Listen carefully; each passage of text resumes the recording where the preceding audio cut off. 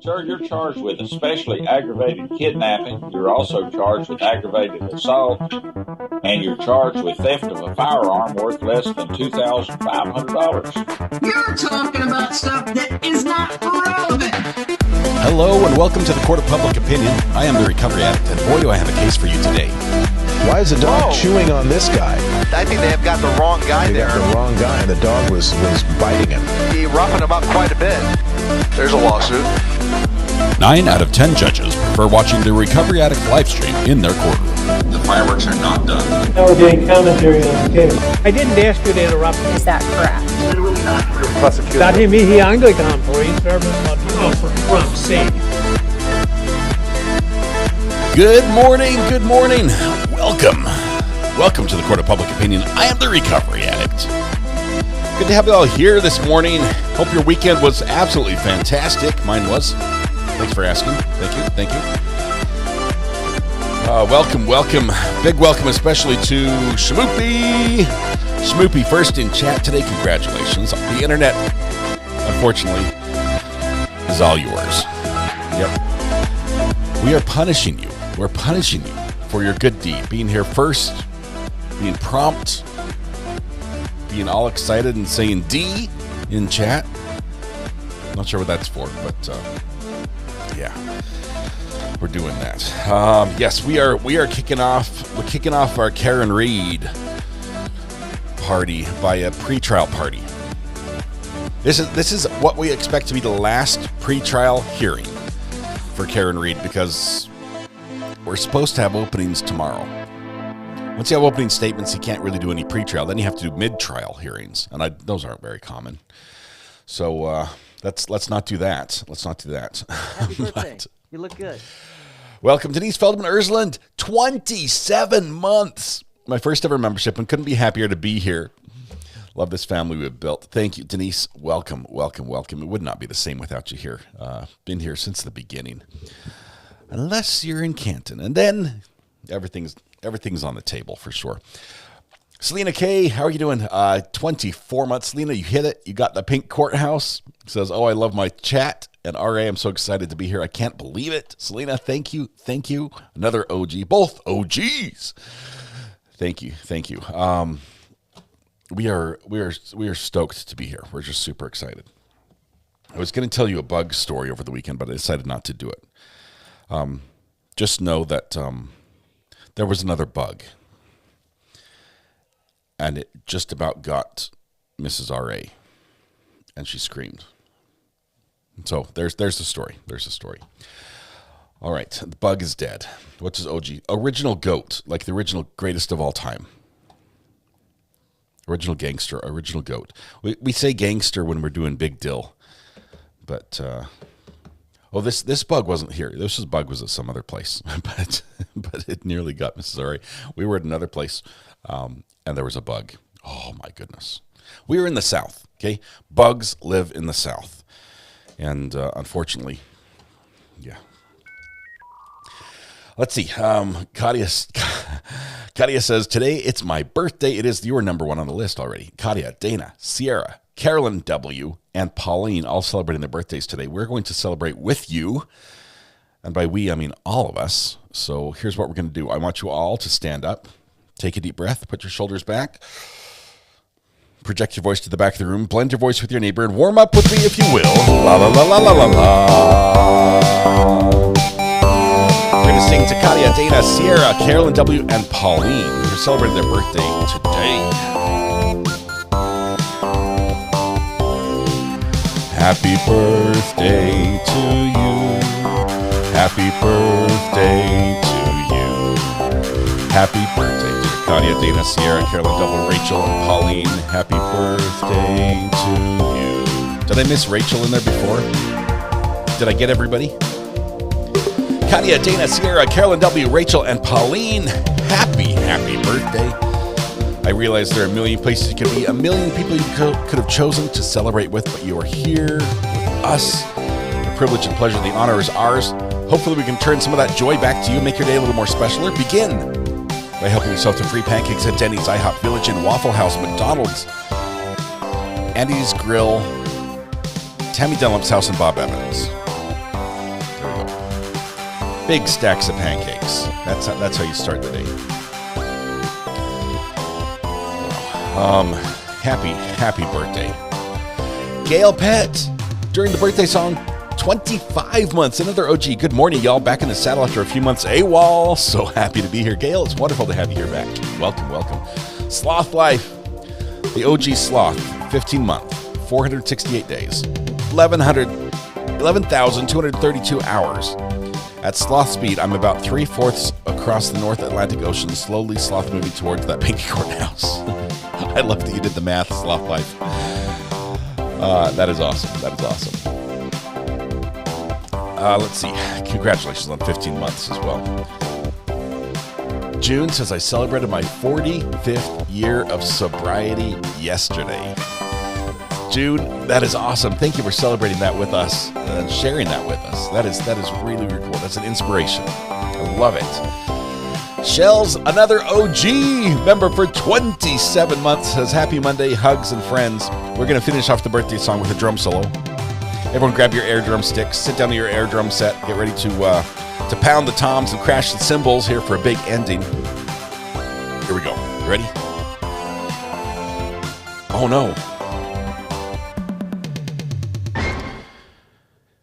Oh no. We have to add memory to the birthday list. Memory.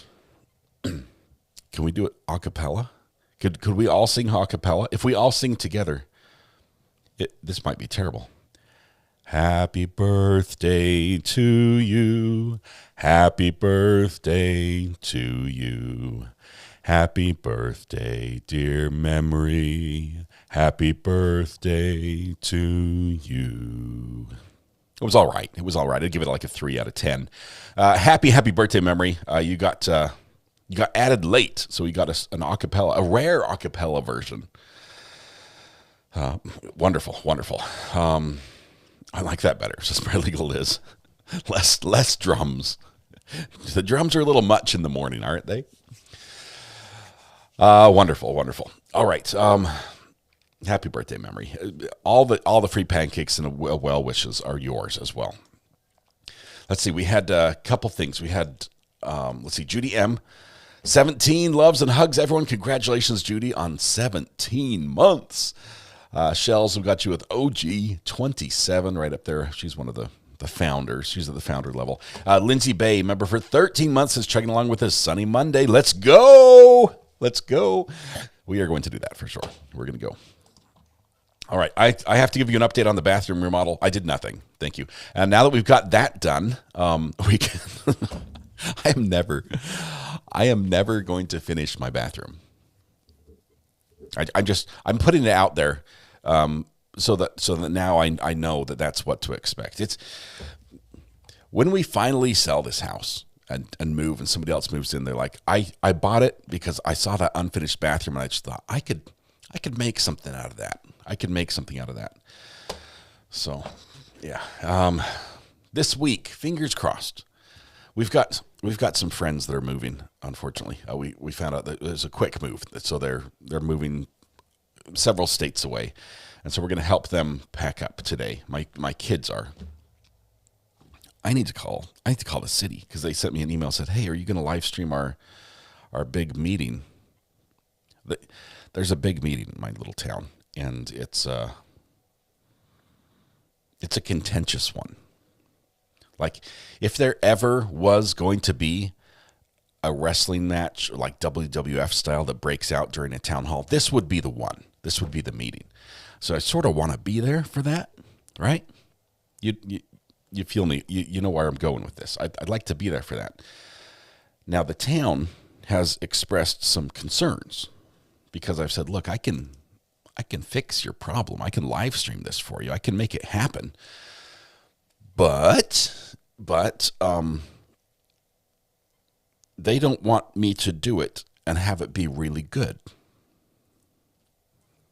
Like they honestly, they don't want it to be really good unless I can keep doing it and make it really good. Because once you give the people something, and this would be for free, right? I'm just helping out because it's my town. I like to help my community.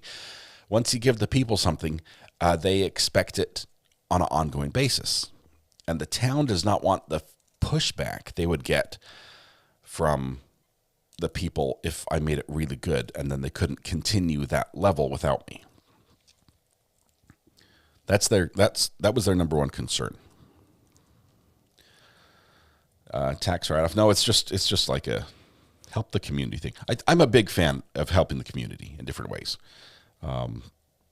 I think communities naturally will atrophy, that things will get worse, that there will be more litter, there will be more crime, everything, unless people step up and just say, hey, I volunteer to help, and just help in a little way where they can. So I'm a big fan of doing that. So this is awesome. I love that I can do this, but I cannot commit to be there to all the rest of the meetings for the next, 8 months until they finally get budget enough to fix their audio video system. So I'm thinking just a simple setup, pan tilt zoom, maybe a speaker camera. So I've got pan tilt zoom on the mayor and the commissioners, one camera facing back on the public comment speakers, a few wireless video transmitters, run some cable. I'll do a simple 5 mic spread, one for the mayor, choir mics for the commissioners, a lapel mic for the podium, the lectern, run it through a soundboard, all through a mixer, and out to Facebook or something. It's not, can do something simple someone else can do with your equipment. This is what I don't allow. I don't allow someone else to do anything with my equipment. That's where I draw the line, unfortunately. I like to know that my equipment will work when I use it again. So, all right.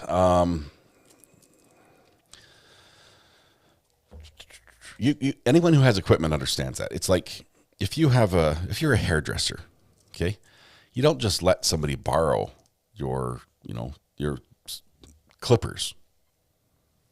You don't just borrow somebody's clippers. Get your own clippers, right?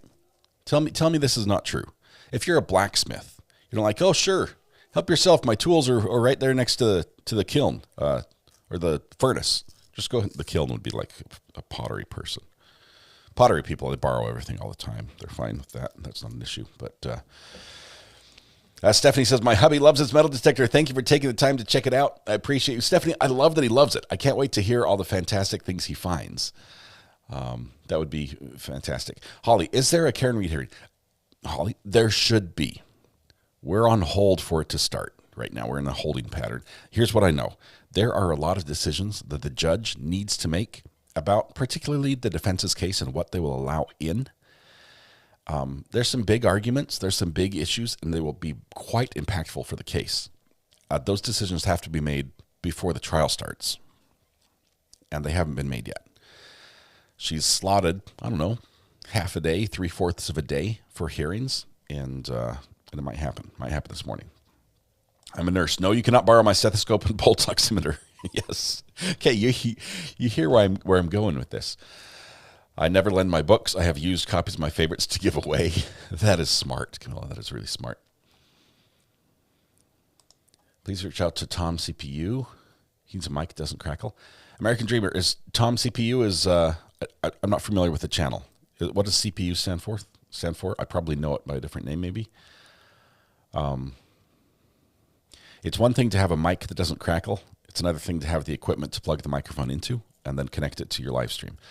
So if not knowing what he has, I would recommend a $200 version of this exact microphone right here. It's called the Pod Mic. You can get the $200 one that has USB or XLR. That way, whichever he has, it will work, and it's a fantastic mic.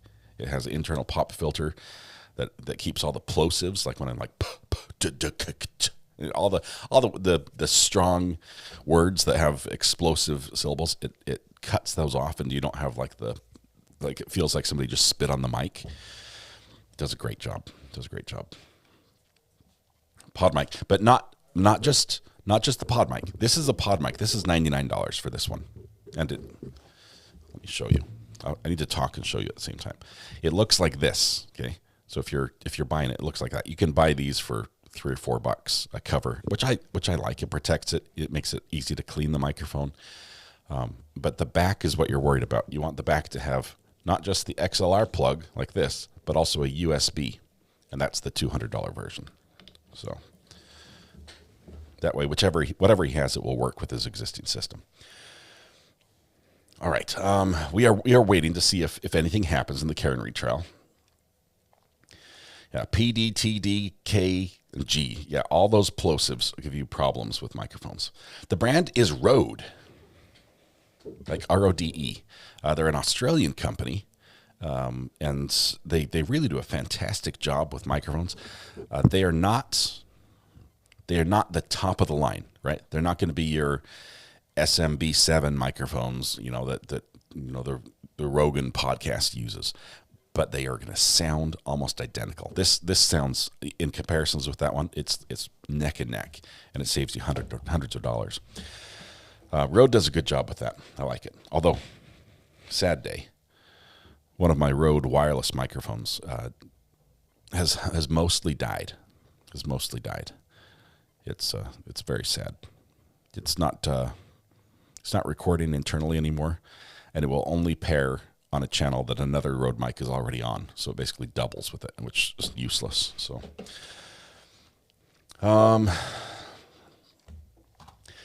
let's see. Blue Origin launch in 15 minutes. Not sure if, I heard Katy Perry's going to space.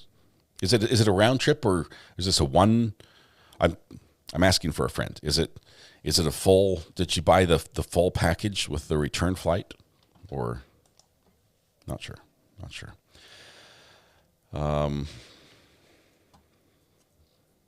Very, very soon, mark my words, very soon, people are going to be able to buy one-way tickets to space. It's going to happen. It's in our lifetimes here. All right. We can only be so lucky. No, I don't have anything. All I know about, didn't she sing Baby Shark? Was that her? Maybe it's not. Maybe I'm thinking of the wrong person. I think of Katy Perry. I think of Baby Shark for some reason.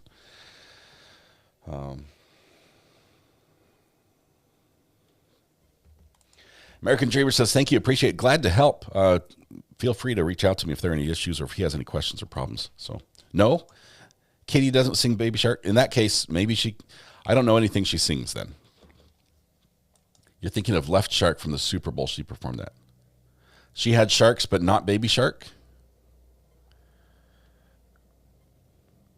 This is how connected I am with the pop culture. We're like this. I mean, I pretty much know everything that's happening in the world of pop. It's music. Tell me she's a musician. She's at least a musician, right?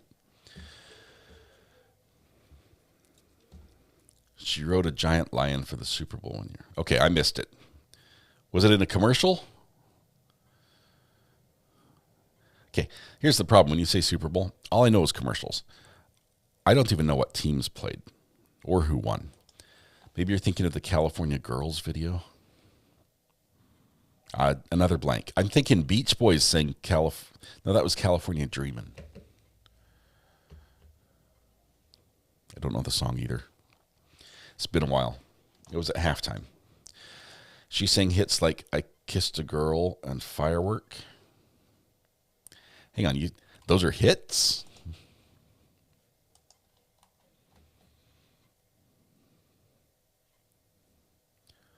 Firework. I know Firestarter. All right. Roar is her song. Hear Me Roar. That one? Okay. You're going to hear me roar. Okay, I know a Katy Perry song. She has to come back. She has to come back so she can keep singing her You're Going to Hear Me Roar song. You'll roar. Oh. That one, right? Just ask Thomas how I hear his action figure brings all the California girls. Oh, my goodness. I have not tried that ChatGPT thing yet. This is shaping up to be a really weird playlist. It says stay on the docket. I probably do know Firework.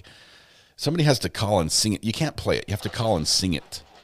Like solo. No music in the background because that would get us a copyright strike from Katy Perry. Even if she is living on the moon, she'll still strike us. But somebody call and sing the Firework song. And then we'll know. Please turn up the volume. Pump up the volume. Pump up the volume. I love 80s music. It says, "R.A. you offend my ears." Yes. I'm sorry. I've got some notifications here. Hang on. Melissa says, Melissa P. Waiting for the text message to come in. You better get your bathroom fixed. Did you see that guy? What guy? I can't remember what happened last week, so refresh my memory, even if it's a story I told. I can hum the song. Judy, you might need to. Let's see. There's the link. Amazon. Yes. Melissa P, that is the mic, and it looks like $199 on Amazon. That's the USB. It's called PodMic USB, but it also can be XLR. So the thing I like about that is you can start with USB, which is more of a consumer level production, and then if or when you decide to upgrade your sound system to a more of a professional setup, you can use the same microphone, have the same sound, and you use the XLR inputs, which is good. Okay, it's become a Katy Perry morning for us here, so it is what it is, I guess. She's about to go to space, apparently. Is it the right Katy Perry? Is that her? That's the one? Nobody mentioned Dark Horse. I don't know Dark Horse. All women crew to space for 4 minutes and return 5 minutes later. Hang on, Todd. The math isn't adding up. Space for 4 minutes and then return 5 minutes later. Wouldn't it be space for 5 minutes and then return 5 minutes later? What is the going rate? Josh says, someone Venmo me $5 and I will call in and sing it. Any Katy Perry song you want. Josh is taking requests. What is the going rate for, let's see. What is the going rate for a trip to space?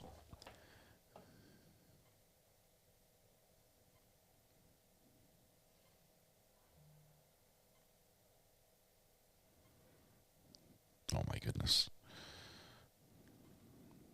This is good.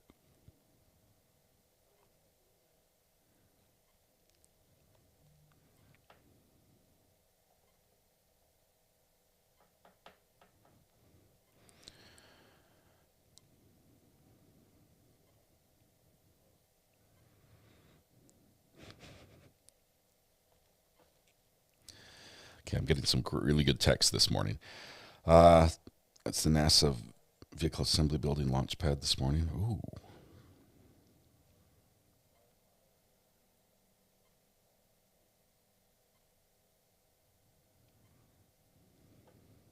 I have to send a picture. Someone's going to make me an action figure.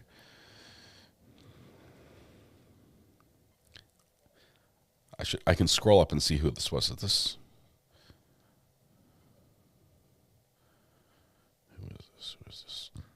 Is it Kim? My phone does not tell me who's calling anymore. So you have to periodically say your name in chat or say your name on the texts.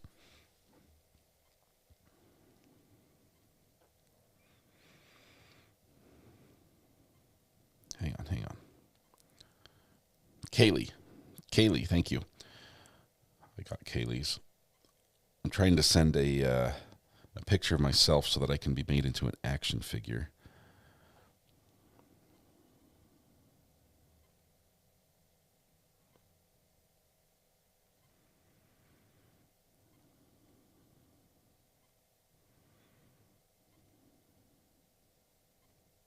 I'm sending a couple pictures.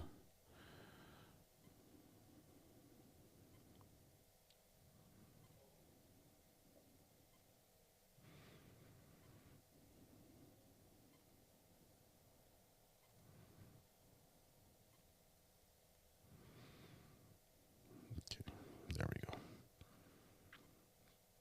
Kimar, I think I just sent you like weird stuff.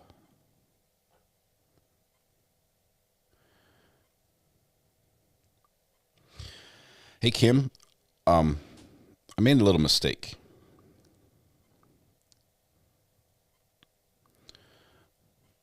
I just sent you a copy of my bank statement for our Ayden villa. Please disregard that. I'm so sorry. I don't know how that happened. I was trying to send you pictures. I also sent you pictures of mule sauce in my bank statement. I haven't even been able to get that to my accountant properly. So,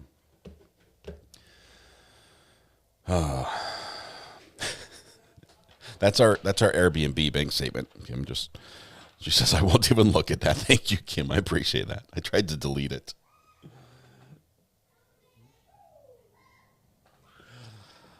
Oh my goodness. All right. I need to stop doing that. We're going to be jumping to court here in a little bit, which is coming quickly here in the Karen Reed trial.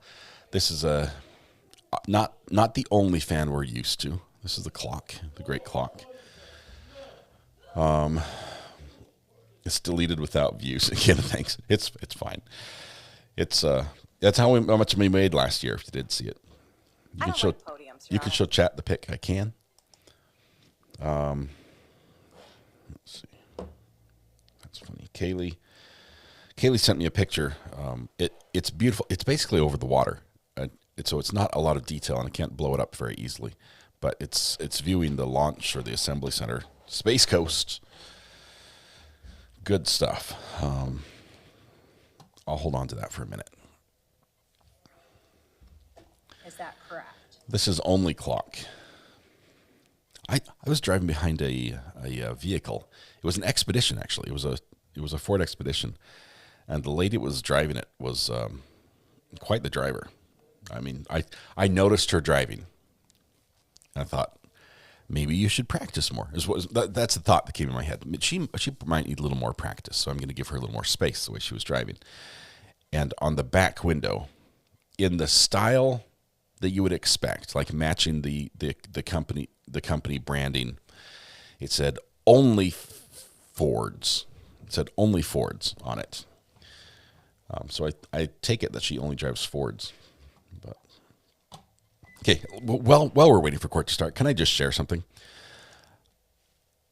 Through a hilarious and sad and tragic and just unfortunate series of events, my son went on this was not the unfortunate part. He went on a double date with some friends, and it was a 2-hour drive. And so Mrs. R.A. and I had some stuff to do in Raleigh, so we drove him there, dropped him off with his date, and they went and had fun. Then we were done. We went and picked him up, and then we started coming home. And it's late. We're driving home. We drive 45 minutes back towards our house, and the other couple, the other youth in the group, text him and like, "You'll never guess, our car broke down." And we're like, "Oh great." And we're like, "Do you guys need help?" I'm like, "We don't know what to do." So we stop and we turn around. We drive back, and they've been driving the other direction. So we drive back. So it's 45 minutes plus whatever they drove the other direction. We finally get to them, and I hop in the car and I drive it just for a little bit. And sure enough, the car, I don't know what it is. I'm not a car person, but when you're driving straight, the car, there's a lot of play in the tires. Like they'll suddenly be going left or right. So I think it's something to do with suspension, some tie rod. I don't know, but left, right, it jumps back and forth. And I'm like, "You cannot drive this at speed." Yeah, slow is fine, but you can't go freeway speed because you'll suddenly veer off. So long story short, got everybody we all met a place. Everyone got to their families. Everyone got to go in the right direction. Hey, Mrs. R, are you gonna? She just wants to hear the story. We're driving back. We're driving home.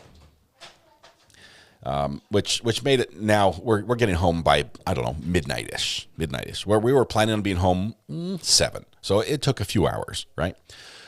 We're getting back home around midnight. It's late at night. We're driving on the freeway through Raleigh traffic, and I'm driving in the middle lane, and I see a car flying up behind me, and I'm like, he won't be able to stop in time before he hits me. And I have a car in front of me, I have a car to the right of me, and I have a car to the left of me. And it's like the three of us are, we're not intentionally running a barricade, but that's basically, we were blocking all three lanes. We were right next to each other, like lined up. This car passed me on my left with another car in the lane on my left. He split the lanes. I saw him coming. I squeezed as close as I could to the car on the right. And the guy in the fast lane moved over a little bit, and he went by probably at 100 miles an hour between our two cars. Never in my whole driving career have I seen such reckless driving on the freeway, unless it's been from a helicopter following a police chase. It was, and these guys were just, did you give chase? No, I have wife and kids in the car. They would not be impressed with my driving ability to catch up. But yeah, it was just, I wish I had a camera. That's what I wished. Anyway, just don't drive like that. Literally, there's nowhere you have to be where you need to drive that fast. It's not worth it. I don't recommend a motorcycle doing this, but it would make a lot more sense for a motorcycle to do it than a car, because a motorcycle splitting lanes, in some cases when traffic is stopped, is even legal in some states. I think North Carolina is one of them. If traffic is stopped, a motorcycle can go down the line and get to the front. They're allowed to do that. But while you're going at 70 miles an hour on the freeway at night, not the right time and not on the car. So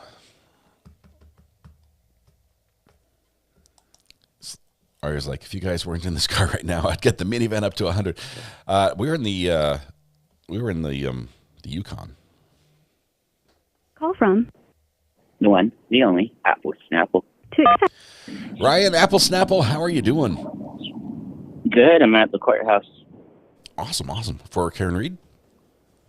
For Lori Vallow. For Lori Vallow. Okay, I was going to say, that's quite a trip for you to go back to Karen Right. Reed's.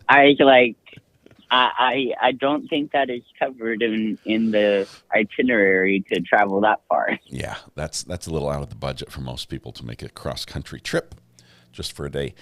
What are your odds? What's it looking like? Are you thinking you're going to be getting in, or is it quite a line? I'm the first one. I'm the first one here so far. The courthouse doesn't open for another hour, but awesome.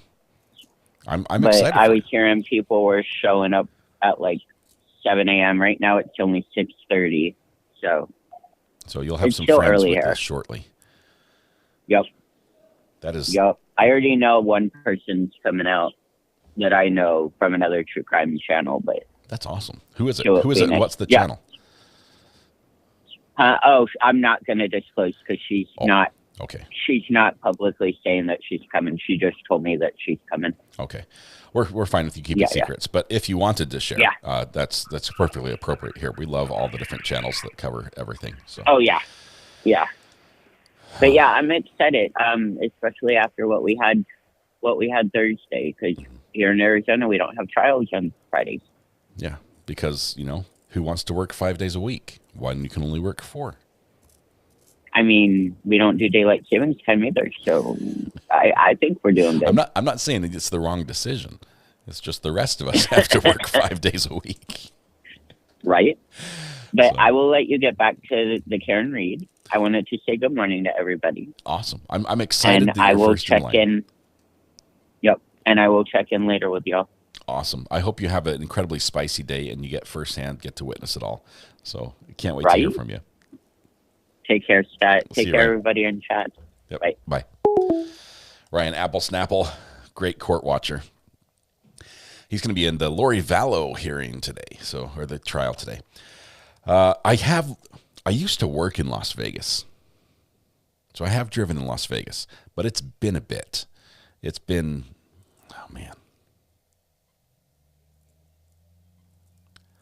has it been like 15 years? It's been 15 years or so since I drove in Las Vegas. So I'm sure it's gotten better in that time. Like everyone's just gotten nicer, kinder. Cars have gotten quieter, less racing. I'm sure everything is just better in Las Vegas. Can't believe you don't have a dash cam with all your equipment, Alexis. I don't.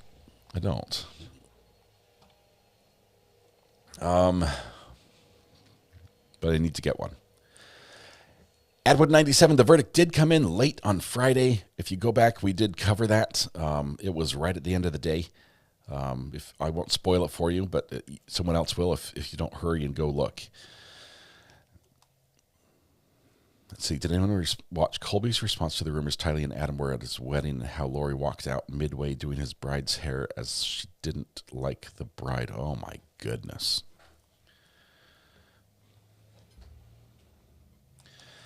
KD214 comes in with a great idea, a 3-day work week. It's a 4-day weekend. Come to Boston. We love our drivers.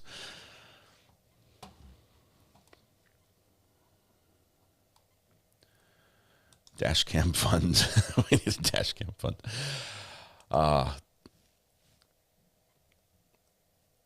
You know me. If I get a dash cam, I'm going to want to make it tied into my channel so that, like, at any point, I can just pull up the dash cam on the channel.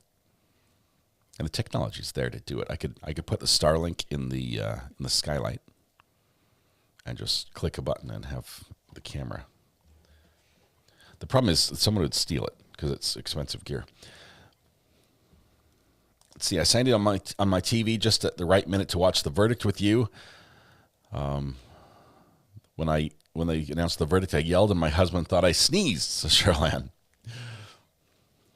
Why didn't they show Linda's reaction? Linda's reaction is available online, and this is something I didn't like.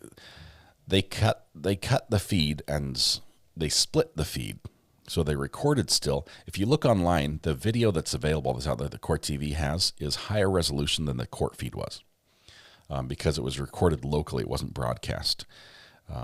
So Court TV did have the feed of the reaction, Linda's reaction, and a lot of everything that happened until she was let out and people left the courtroom.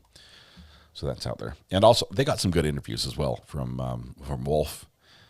Who was completely surprised that at the results. Do I hear a 2-day work week? Once you get to 2 days and 1 days, that's pretty much just retirement. It's retirement. Check burner, please. Let's see, Katia, I see you here.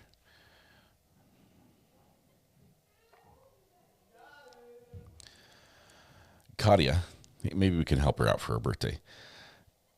Katia is 38 people away from reaching 1,000 on her YouTube channel. True Cremated date. Let me pull it up real quick.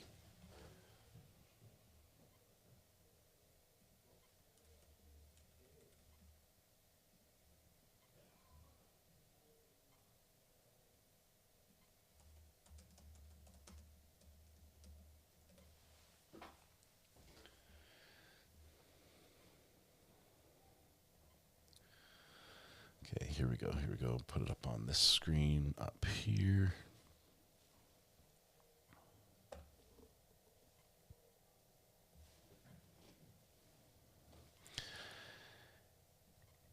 Here is Katia's channel.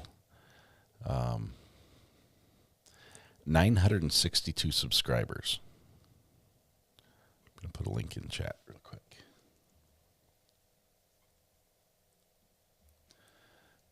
Be awesome for her birthday if we could get 38 more people to click the subscribe button for her.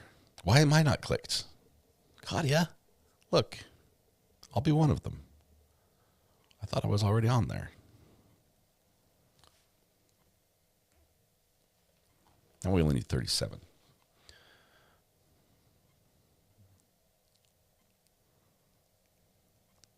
And now we need 5. And congratulations. Yay. Katia, congratulations. That's awesome. That is awesome. Congratulations on 1K. Oops, there we go.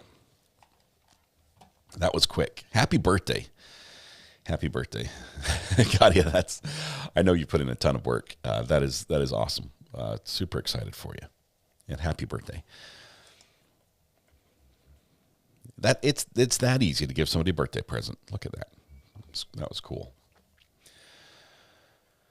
Okay. It's 9 o'clock. Yes, it is. Thank you all who clicked, subscribed. Can't get my computer where I want it. Good morning, Rebecca. Hey, Rebecca, just so you know, I have sent out again yesterday or Saturday another envelope with a bunch of stickers in it for you.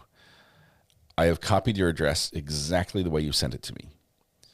But if it gets sent back as no such address, I don't know what to do after that. I don't know what to do. So I don't know why the mailman sends it back and says no such number. But I also sent out, I had two other sticker requests that I had not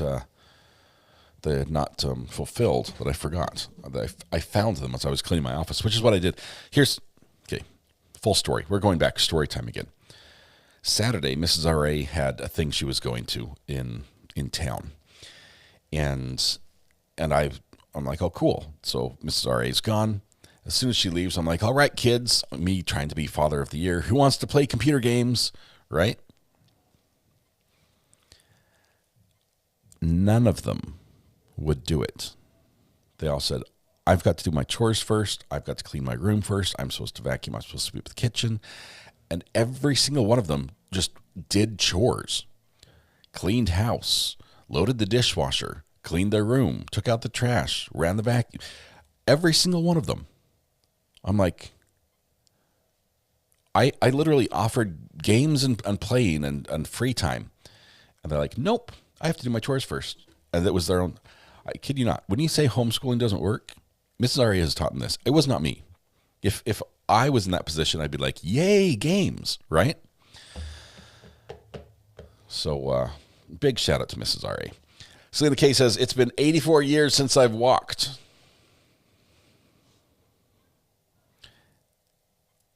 84 years since you've walked? What? I'm thinking there's some meaning there that I'm missing.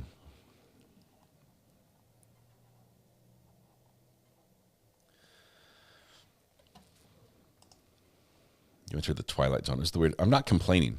I'm just amazed at my wife. She's fantastic. I think Mrs. Ori has bigger influence over the children than you do. I think you're right. That made you husband of the year.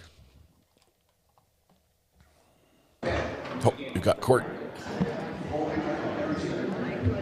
Left ear, right ear. I hear the judge.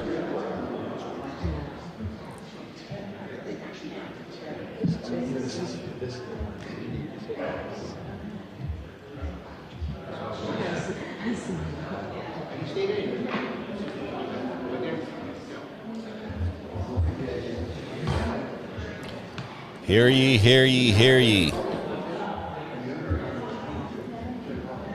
We need Jim to call everybody to order.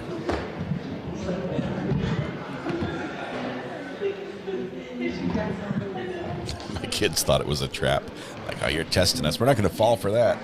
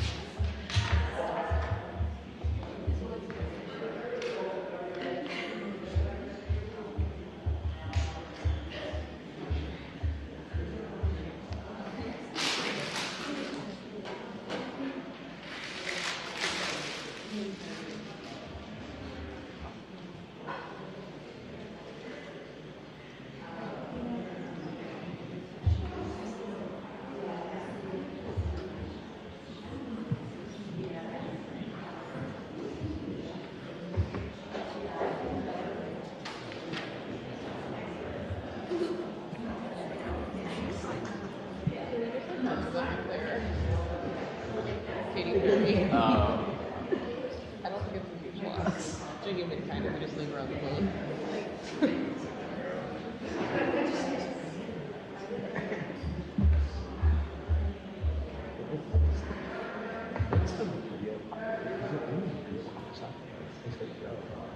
Okay, I just told the town yes. And we're. That means I've got to go and be there with all my equipment at 5:15, 5:30ish. So. Less than 0. Oh, your personal? Yeah. Of doing it yourself, or like any? I mean, what's the point? For anyone? Oh, there goes our hot mic.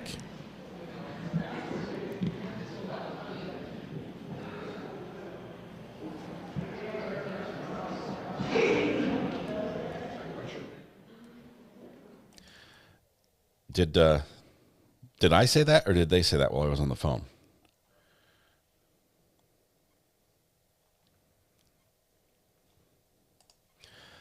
Can you watch? You could watch the live stream if you wanted. It's just the town of Ayden. It's going to be on Facebook. So.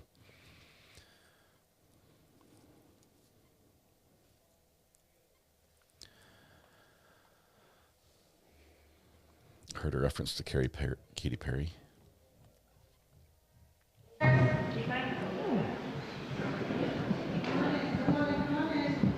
I was there with my son. Oh, here we go. Now it's serious. I've been there 3 times. It's a lot of fun.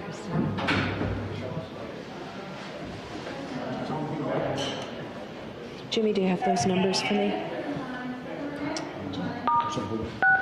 You are unmuted.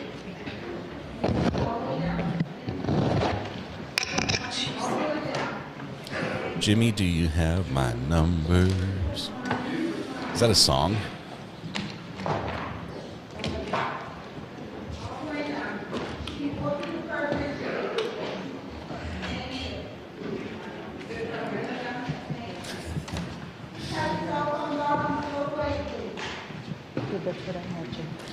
So this is a hearing. We expect this to be the last hearing.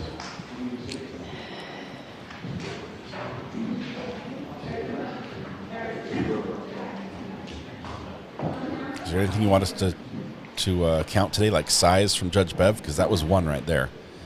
Yeah. Ricky, don't lose my number. It's basically the same song, right? They're still picking 2 alternates.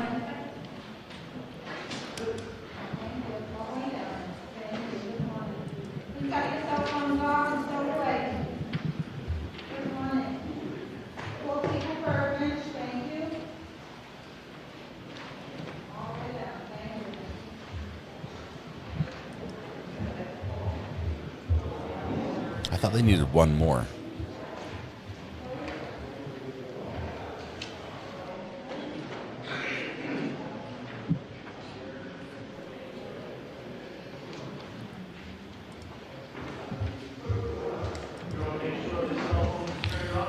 What's the name for a side counter?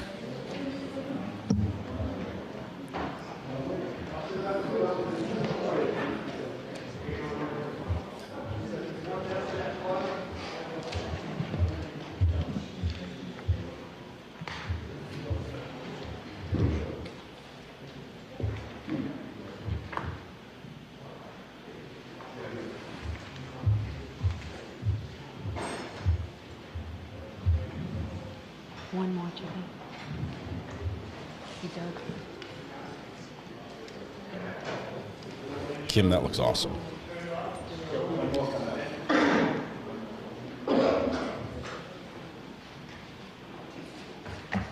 Paul?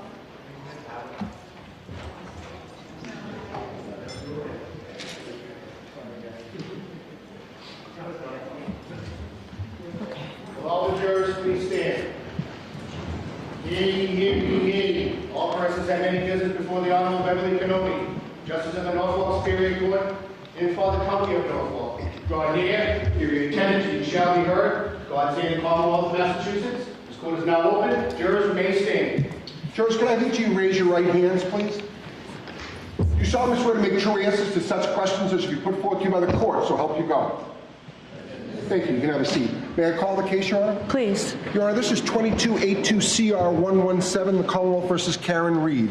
Can I have counsel identify themselves for the record, starting with the Commonwealth? Good morning, Your Honor. Laura McLaughlin for the Commonwealth. Good morning, Ms. McLaughlin.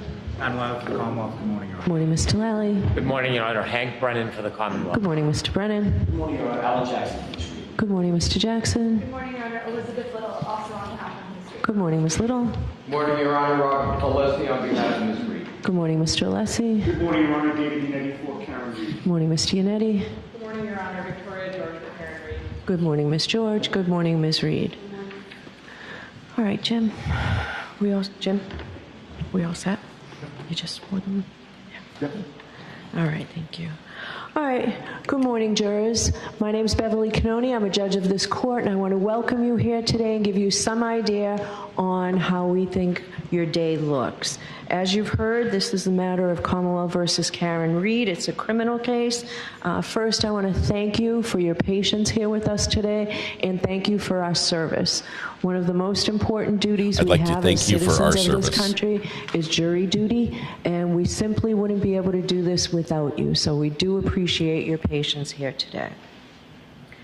The Commonwealth alleges that at approximately 6 o'clock in the morning of January 29, 2022, the Canton Police Department received a 911 call reporting an unresponsive male party in the snow outside a residence at 34 Fairview Road in that town.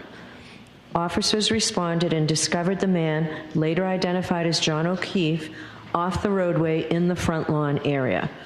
Officers identified 3 women with Mr. O'Keefe, one of whom was the defendant, Karen Reed, the girlfriend of Mr. O'Keefe.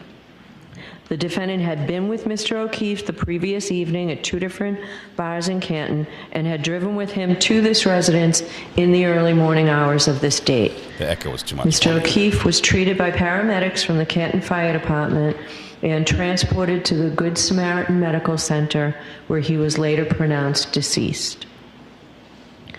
The Commonwealth alleges that the defendant struck Mr. O'Keefe with her vehicle earlier that morning and then left the scene while Mr. O'Keefe lay injured in the snow during a blizzard.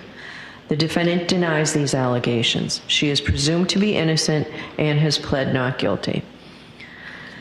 Ms. Reed is charged with second-degree murder. She is also charged with manslaughter while operating under the influence and with leaving the scene after causing personal injury or death.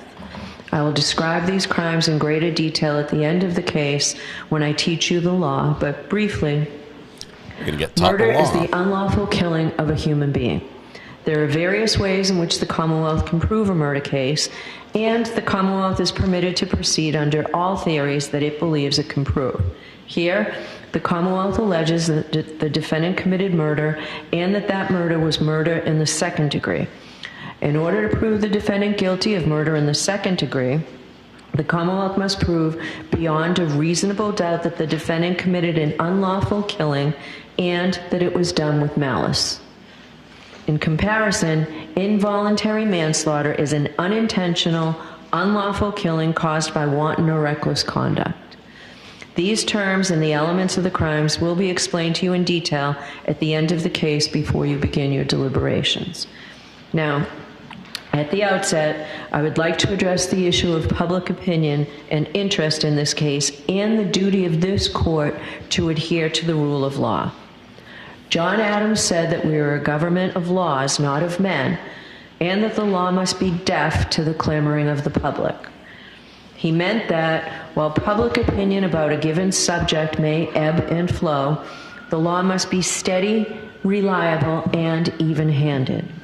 We know that on the subject of this case, there are people advocating for one outcome or another with intensity, but without the benefit of having heard or seen any evidence at all in this trial.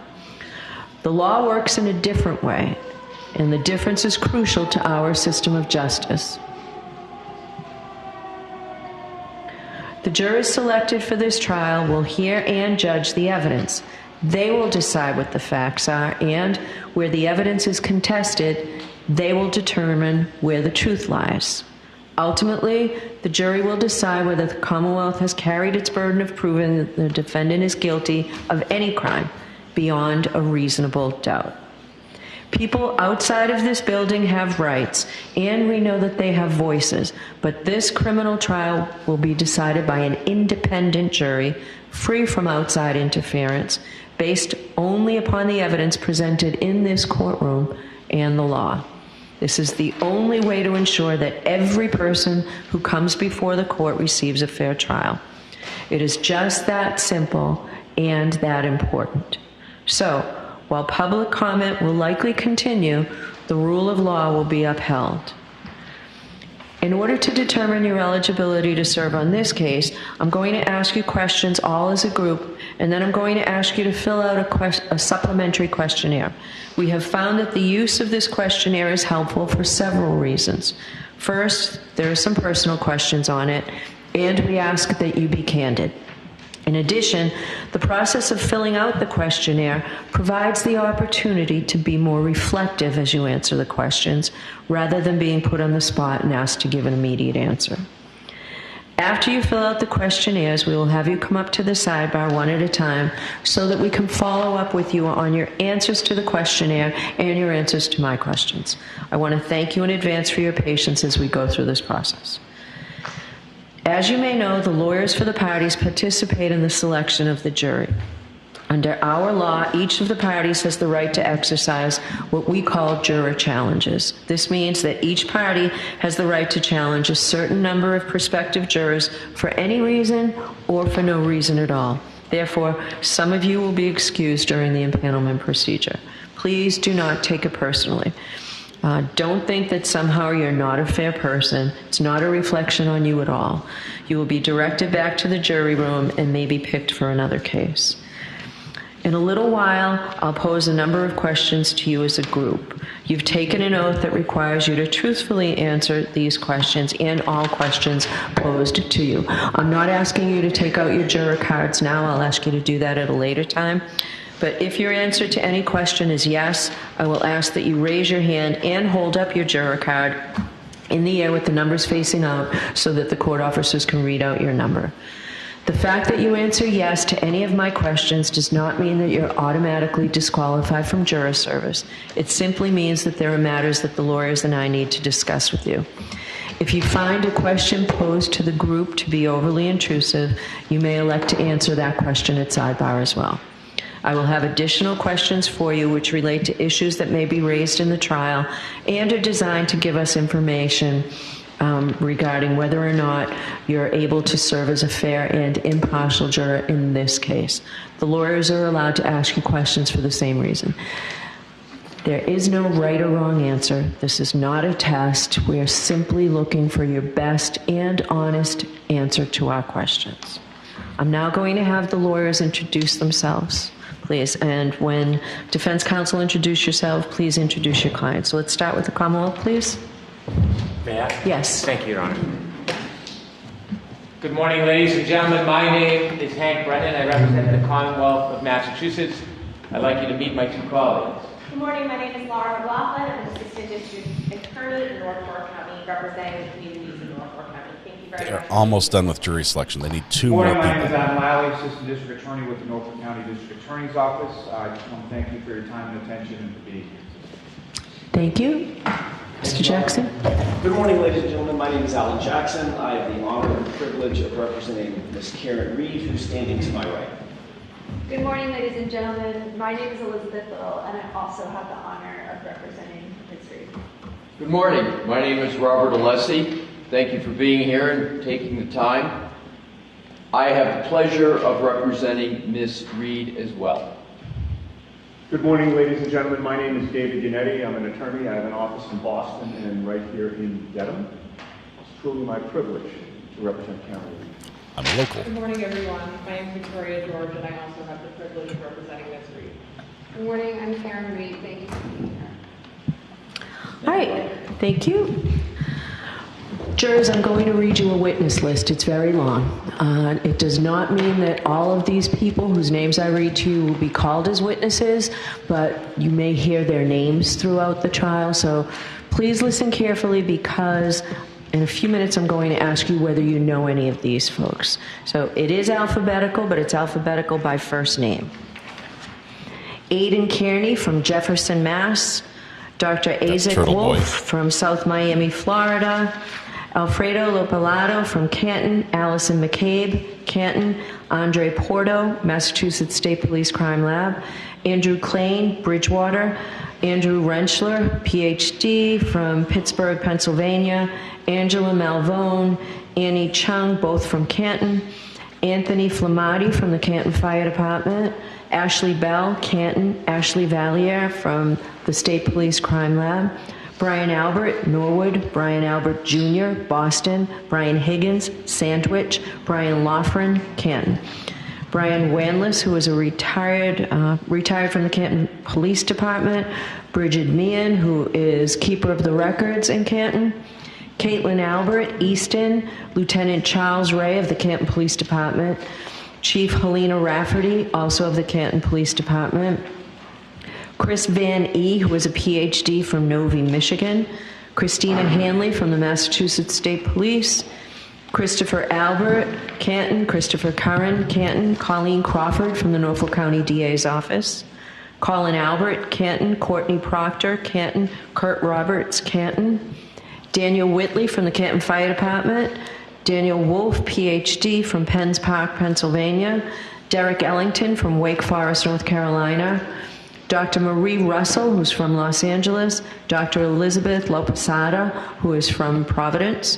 Elizabeth Proctor, Canton. Eric Hanlon, Canton. Erin Beatty, Canton.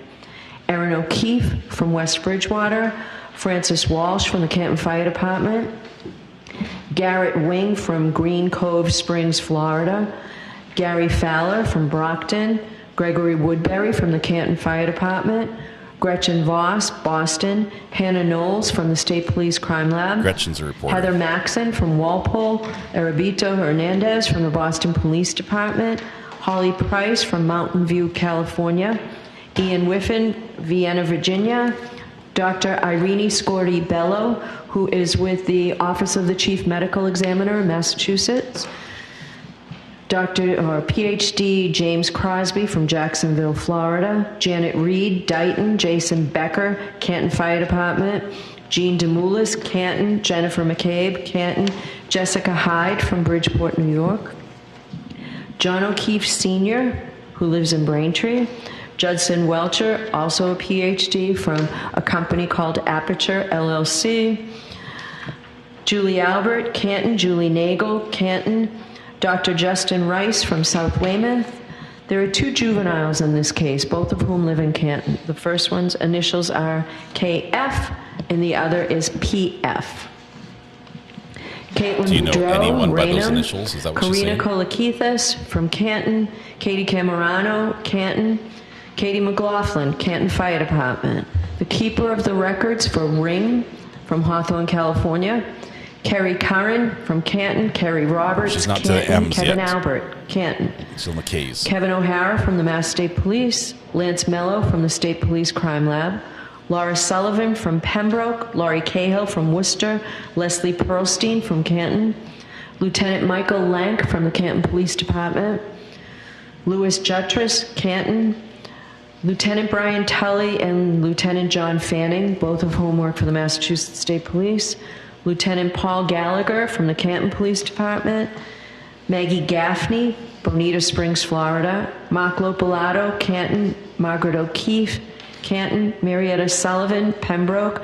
Mary Souza, Dighton. Matthew Amory from Canton. Matthew DeSogra, from Charlotte, North Carolina. Matthew Erickson from Grosse Pointe Farms, Michigan. Matthew Kelly from the Canton Fire Department. Matthew Kelsch from the FBI. Matthew McCabe, Canton. Maureen Harnett from the Mass State Police Crime Lab. Megan Mariani from New York, New York. Michael Camerano from Canton. Michael Easter, Los Angeles. Michael Trotter from the Canton Public Works Department. Michael Wagner, Foxborough. No Michael Proctor. Rowley, Bridgewater. Mike Rushworth from Thompson Station, Tennessee. Natalie Wyweek Berschneider from San Marino, California. Nathan Reed from Raynham. Nicholas Bradford from Lorton, Virginia. Nicholas Curran from West Roxbury. Nicholas Kolakithis, Canton. Nicole Albert from Norwood. Norfolk District Attorney Michael Morrissey. Officer Kelly Deaver from the Boston Police Department. Officer Nicholas Barrows from the Dighton Police Department. Matthew Haggerty from Somerset. Paul Mikowski from Melrose. Paul O'Keefe from Canton. Rebecca Bison from Canton. Rebecca Trayers from Norfolk. Dr. Renee Stonebridge, who is also with the Office of the Chief Medical Examiner here in Massachusetts, and she works out of Boston. Richard Green from the St. Pete Beach, Florida. Richard Donatno from Canton. Robert Gilman from Hull. Ryan Nagel from Canton. Sarah Levinson, Canton. Sergeant Brian Gallerini from the Needham Police Department. I thought she said alphabetical by Sergeant first Sean name. Good from the Canton Police Department. Not by title. Sergeant Paul DGM Petro, who Canton Police Department. Sergeant Yuri Buchanan from the Mass State Police. Shannon Burgess from South Lake, Texas. Cheryl Waugh from Canton. Sophie Herzan from the State Police Crime Lab. Stephanie Devlin, also from the Crime Lab. Stephen Mullaney from the Canton Police Department. Steve Nelson from the Norfolk DA's office. Stephen Bernstein, who's a keeper of the records from Stoughton. Stephen Ridge from the Boston Police. Stephen Seraf from the Canton Police. Stephen Scanlon from West Roxbury. Terry Kuhn from Davis, California. Tess Chart from Lorton, Virginia. Thomas Beatty from Canton. Thomas Kelleher, Canton. Thomas Martin from Weymouth. Timothy Nuttall from the Canton Fire Department. Tristan Morris from Easton. The following people are Mass State Police troopers: Trooper Connor Keefe, Trooper David DeChico, Trooper Evan Brent, Trooper Jeffrey Koskowski, Trooper Joseph Paul, Trooper Kathleen Prince, Trooper Michael Proctor. There he is. Trooper Nicholas Garino, Trooper Zachary Clark. Wendell Robery from Canton, and William Reed from North Dighton, Mass.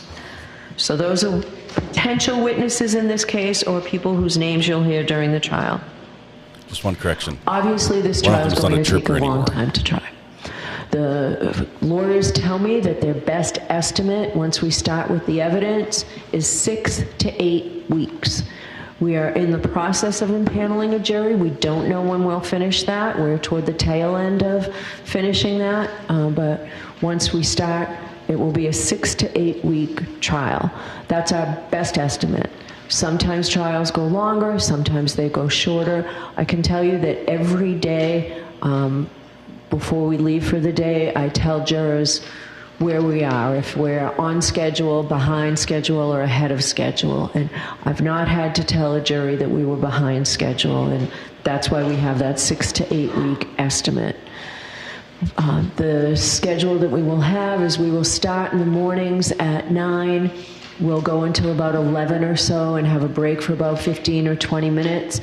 We'll break for lunch, and you will have lunch delivered to you so that we don't have you walking into town center and coming back, because we want to make the most efficient use of your time. So we'll do that, and our lunch breaks will be shorter because of that.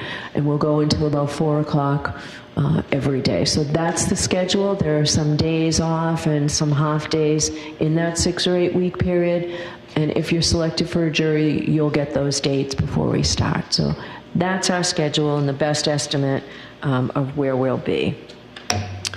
Now, it might help if I give you a preview about some of the basic law that applies to criminal cases like this. As I said, it's my job to teach the jury the law, but I don't do that completely to the end of the case. But for now, I'll give you a brief summary of some of the very legal, constitutional principles that will govern this trial.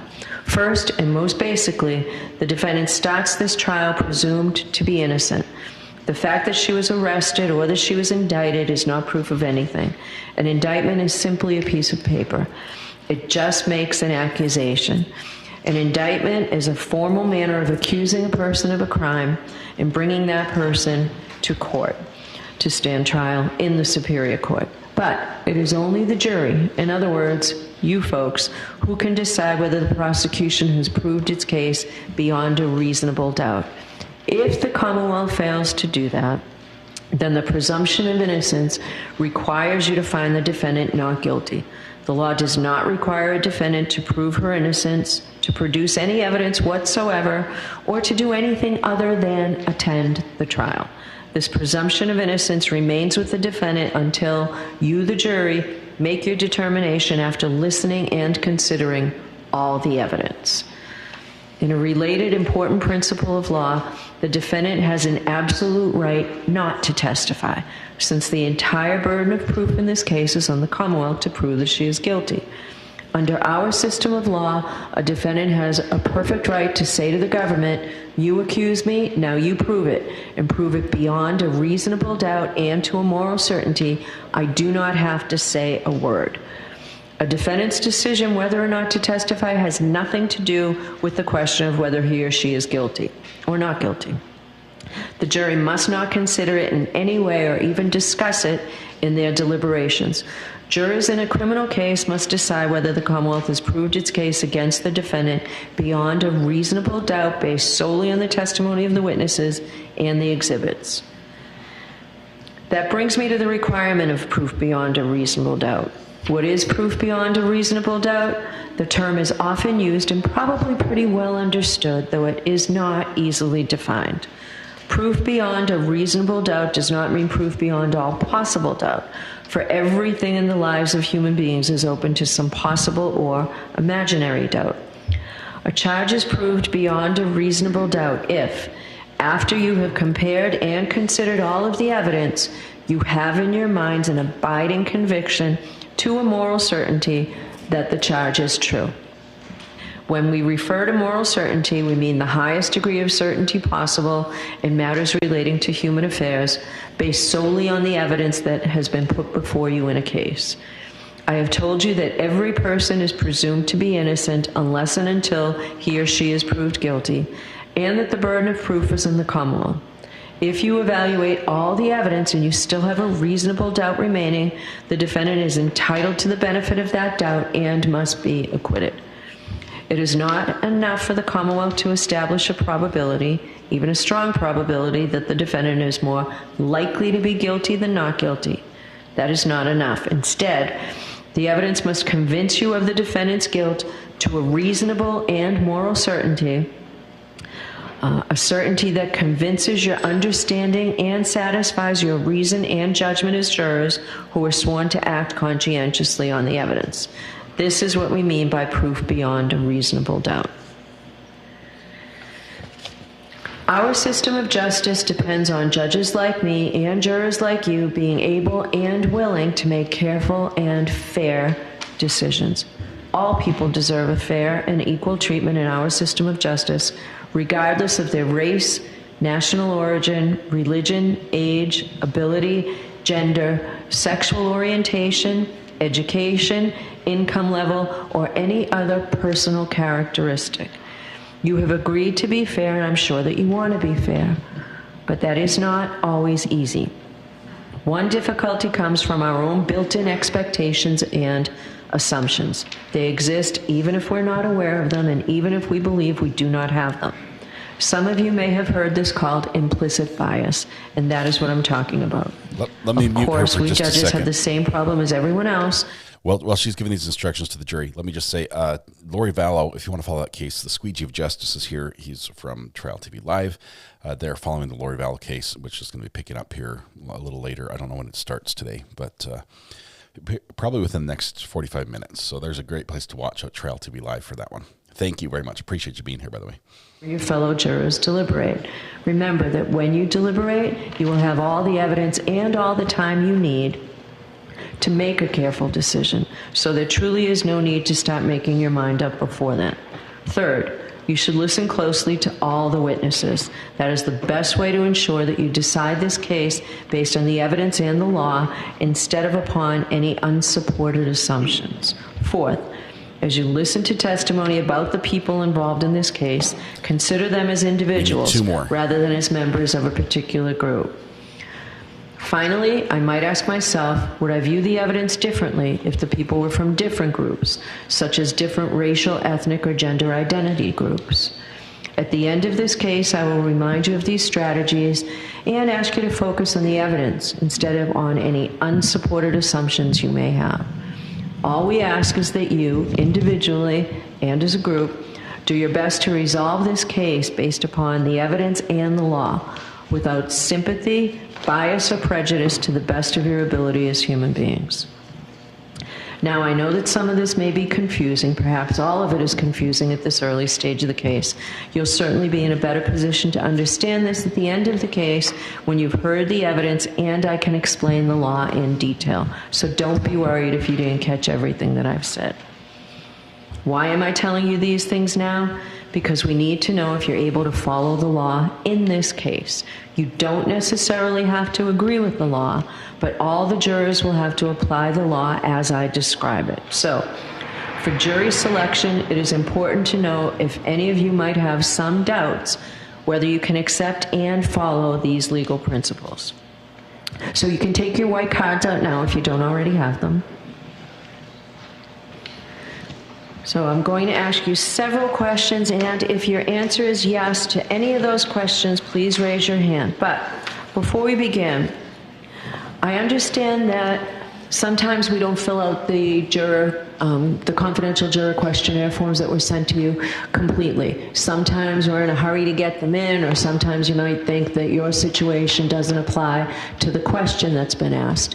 So if you're sitting here now and you realize that maybe you forgot to put in your age or prior employment, or whether or not you've had experience as a defendant in a criminal case, or a party in a civil case or criminal case, or as a witness or a juror, please let us know when you come up to sidebar. And if there's a blank that needs to be filled in and you didn't remember it and we catch it, we're going to ask you those questions. All right, so first question. Here are the questions. Here we go. Do any of you folks or a close personal friend or family member know, or have you had any prior dealings with any of the witnesses whose names I've read? 963, 987, 1013, 982, 1034, 5, 1018, 6, 1017, 7, 1038, 8, 994. 9. Okay. 9 of them. Thank you. Do any of you folks or a close personal friend or family member know, or have you had any prior dealings with the lawyers or the Norfolk County District Attorney's Office? If so, please raise your hand. 982, 1. Thank you. Do any of you or a close personal friend or family member have any financial or other personal interest whatsoever in this case or its outcome? Have you placed a bet on the outcome of this case? I see no affirmative responses. If you have seen, heard, or talked about this case, please raise your hand.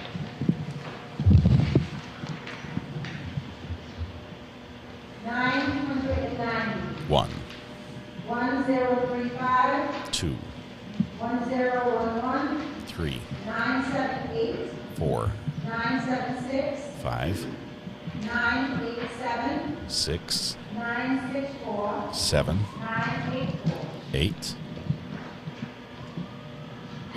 1020, 9. 972, 10.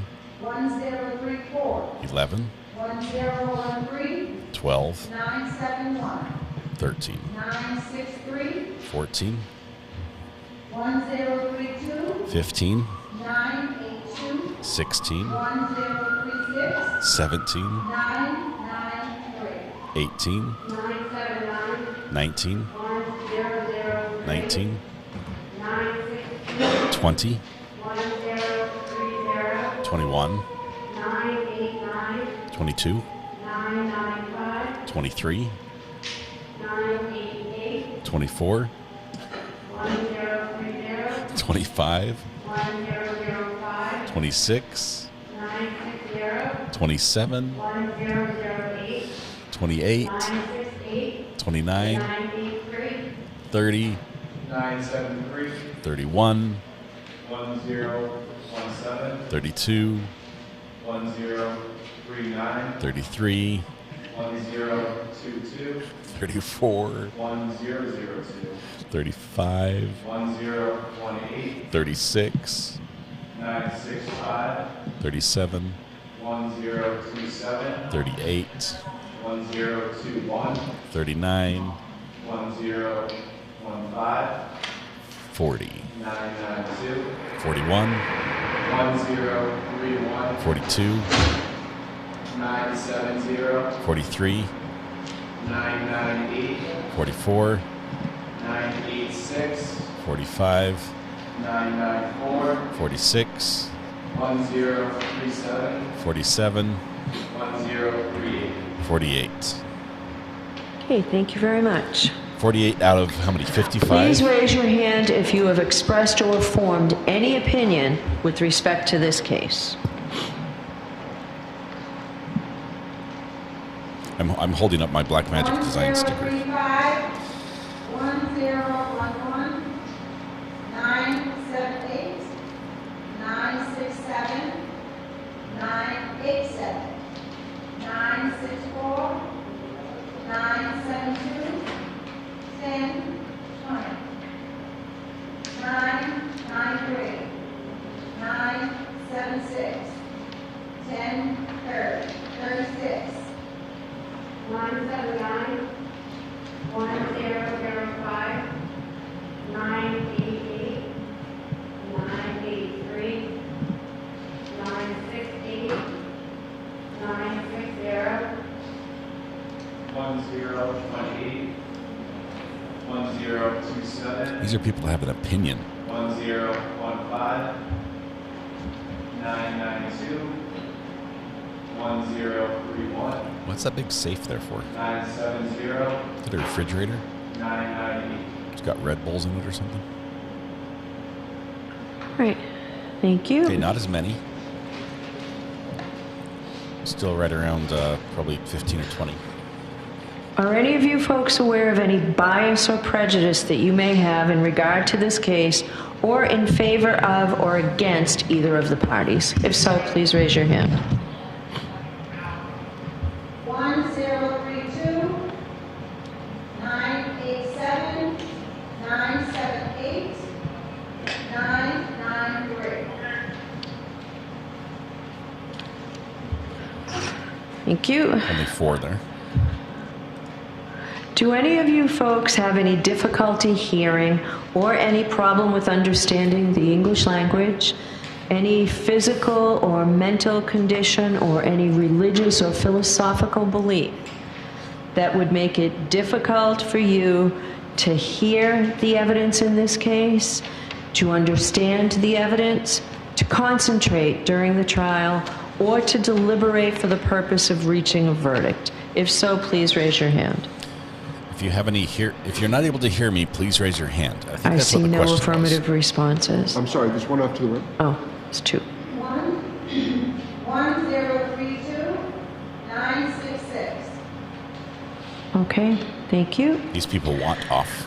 Would any of you folks have any difficulty following those very important constitutional rights that I explained to you? First, that the burden of proof rests entirely with the Commonwealth.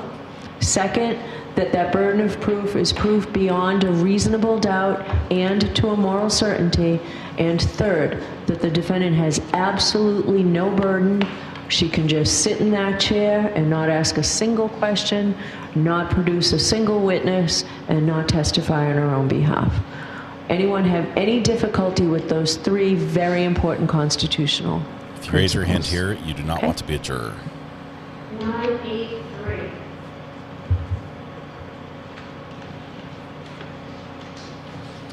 Now, I can tell you folks that after every jury trial, I talk to the jurors, and they always tell me that even though they may have not wanted to have jury duty, that they have found it to be an interesting experience, and many tell me that they find it to have been a rewarding experience.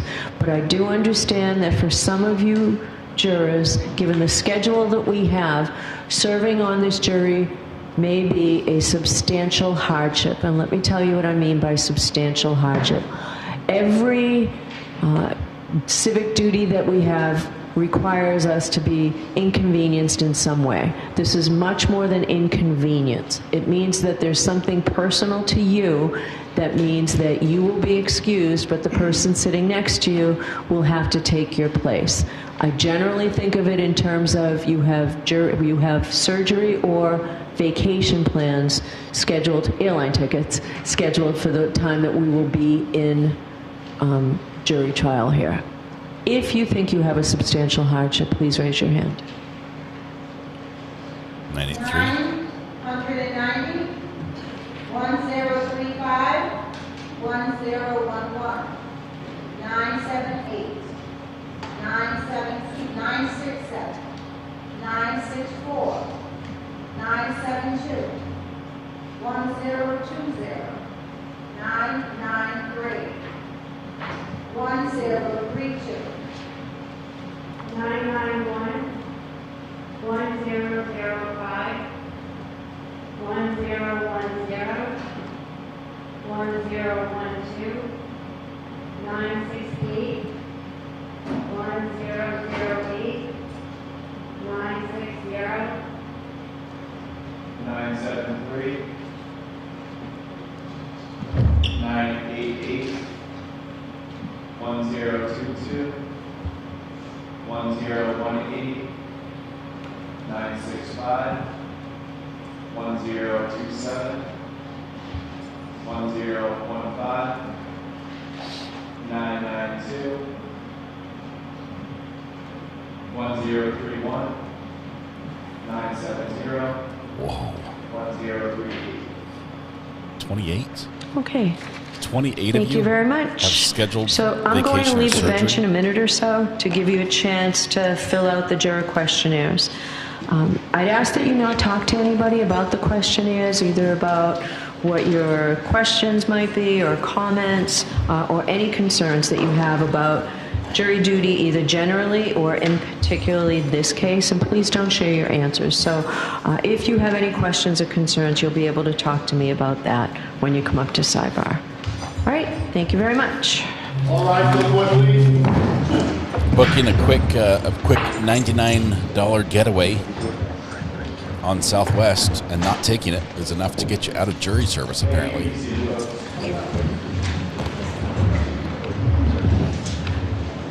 Okay, we're gonna turn this off just for a minute. They're gonna do some work and get some questionnaires turned on. Get some questionnaires worked out, but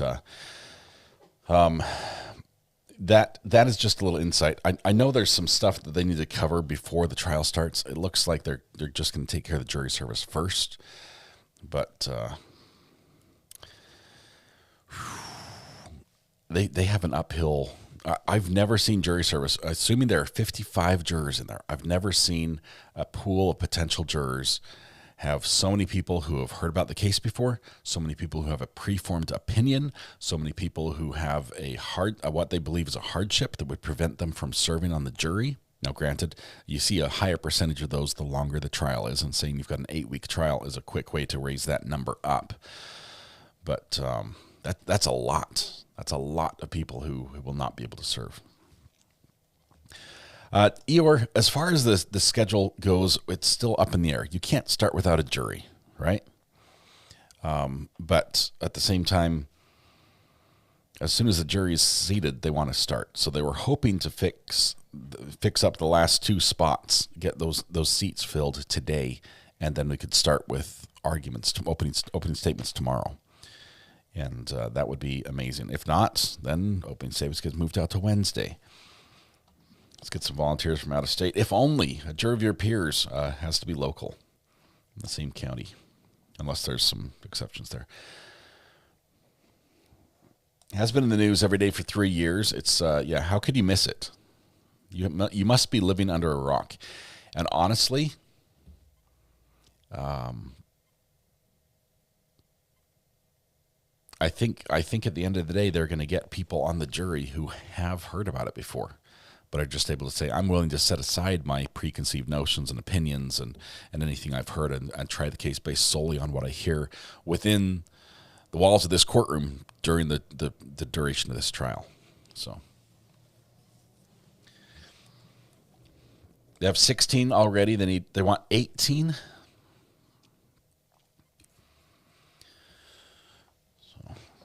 What about Koberger in 3 months? And between that, we also have Corey Richins. Corey Richins is starting soon, assuming everything happens. We've got to see. She's got an appeal in for a change of venue. But my friend lives 4 blocks from the Vallow incident. He never heard of it.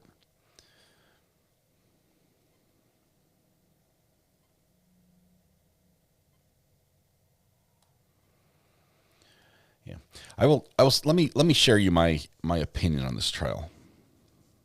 I did have some issues with the last trial. I've never had a strong opinion on this case, being for or against. I do want to look at this trial as a juror would who has not heard of it before, and that means I have to set aside my opinion of Judge Beverly Canoni and how she manages things. I'm actually fine with accents. I love hearing all the different voices and accents, and it's fun. Sometimes we have a little fun with the accent because the words sound funny to some of us, but that's all great. I'm fine listening to her. I love the Bostonian accents and everything else. It's good. I'm here for that. I want to start over on this trial and say I want to hear the evidence in this trial and look at it as a juror would without anything else. So not knowing what ARCA said before, or not knowing what dog bite witnesses said before, but what comes out in this trial. It's going to be hard. It's going to be hard. It's hard for me because, as you saw, it was very difficult for me to do this in the Linda Sturmer trial. I failed miserably. But that's my goal here. And so I'm going to do periodic checks on my opinion and stance. And for that reason, I'm not going to be... I'm not going to be cheering one side or the other as we go on. I want to see great lawyering on both sides. I want to see effective prosecution and smart and quick defense and proper timely objections and good arguments as to those. Hopefully we get to hear a little bit more than just sidebar. But that's what I'm in for. Tara Eyes, thank you very much for the super chats. My sister lives and works in Boston. She hasn't heard of the trial before. She doesn't follow true crime at all. Yeah. What this is doing is basically anyone who follows true crime is basically off the jury this round because you've already heard of this. No true crime addicts are going to be on the jury this go around. Christine, I like this. I don't have a horse in the race. I want to see if the prosecution proves the case. If they don't prove the case, it should be not guilty. I agree. I think that this is a big burden on the prosecution because from what we hear, there's a lot of reasonable doubt. So I'm not going to give certain witnesses a whole bunch of credit and other witnesses none. We're going to base it all based on what happens in this trial and go from there. Have you decided what we're counting for the trial yet? We were counting the psi bars, the psi meters. I think there were actually 3 psis. She's sort of containing the psis. She normally does a lot more, but I don't know what we should count. I think it would be right to count the siren. The siren's call, because there are so many sirens. They're right next to a police and fire station. And it's long. Karen, Utah is delayed. I hear that, but I'm just not sure if it will go back on schedule or not once the decision's made. If anyone knows or has heard what happened with Corey Richins. I know it's delayed indefinitely. She is appealing the decision not to grant a change of venue, and that has an indefinite delay on it. But if that decision's made quickly, No, I'd hate for it to come back and be in the middle of Brian Koberger. Yes, we need sirens. Oh, I love that, Nico. If we counted sirens like you've got it on here on the screen, SIGHRENS, we could count both the woo woos that go on and the and we could count both of them. Count both, yes. That would be awesome. We would need a lot of help from you guys. Lee, congratulations, 26 months with RA. Thank you, Lee. Absolutely wonderful, wonderful court watcher as well. Just Rhonda, you keep up with court corrections. Let me know when you hear anything about that decision on the change of venue and when it gets back on the schedule. We're at four size so far, 4 sirens. If we add 4 to the 2, we've already heard that would take us to 6. So that puts our counter at 6. But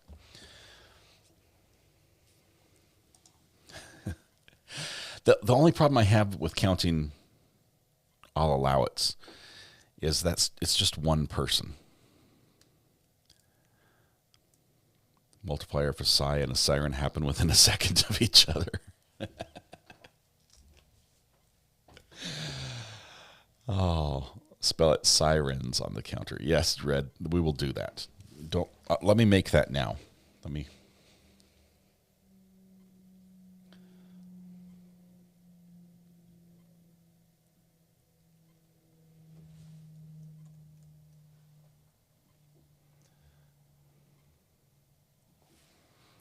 All right.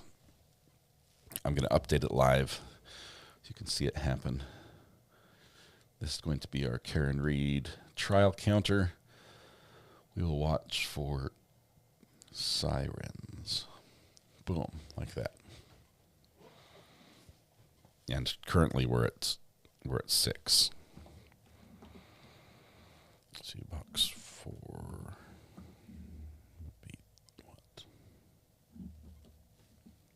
There we go. 6 sirens. We'll reset it when the trial starts. We'll start from the beginning of opening statements, if that works, or the day of opening statements. If a person is not a channel member, is there a definitive way to know how long said person has been here? I started with a Stout trial. You could go back and look at the date of Letitia Stout in Denver and sort of estimate, but I don't know if YouTube will tell you how long you've subscribed to a channel.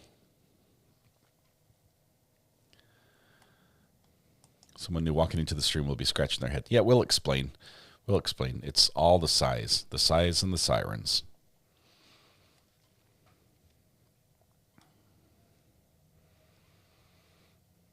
You'll have over 100. Oh, we're going to have over 100 the first week, I think.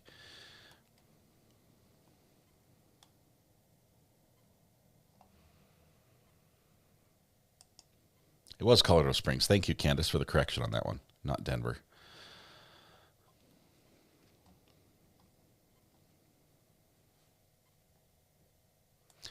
Lawyers can be jurors.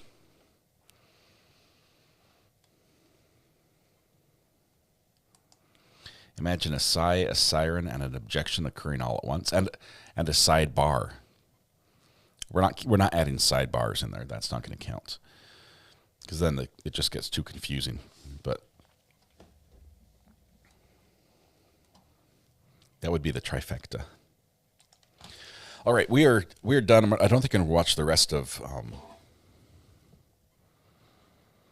don't know, the jury selection. What was the first trial you covered? That would be Daryl Brooks.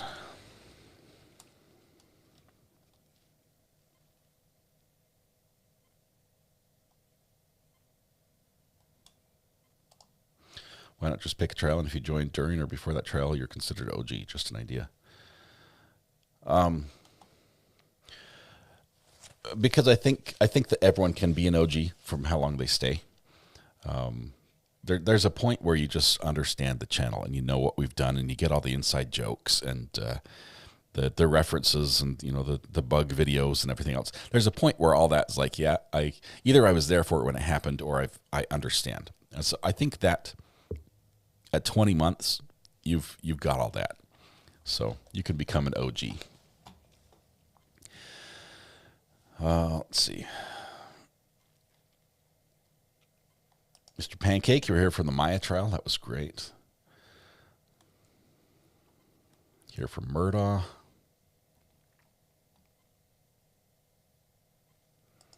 In my opinion, yeah, if you're missing out on chat, you're missing out on half the fun. The community here is what makes this so great. Bolshevik Muppet, OG, 20 months. Love it. If we get another hung jury, the state should drop the case. Donald King, I think you're right. And the reason why at some point there's a decision, and I know this sounds terrible, but there's a financial decision or a financial element to trying a case. And anyone who is prosecuting needs to understand that their choice to prosecute a case incurs a significant expense on the part of the taxpayer. And if they try a case and it ends in a hung jury, and then they try a case again and it ends in another hung jury, especially if the hung jury is slanted very strongly towards the not guilty side, if you're able to determine that, you look at it and you say, I may believe that the defendant is guilty, but the cost benefit ratio just doesn't weigh out. We're spending X million of dollars running this case every single time we run it, and I just can't justify that expense when it's most likely going to end once again in either a hung jury or not guilty. So, but should they make that call like they did in Arizona, I think it would be right for the if you get two hung juries, I think get it dismissed with prejudice.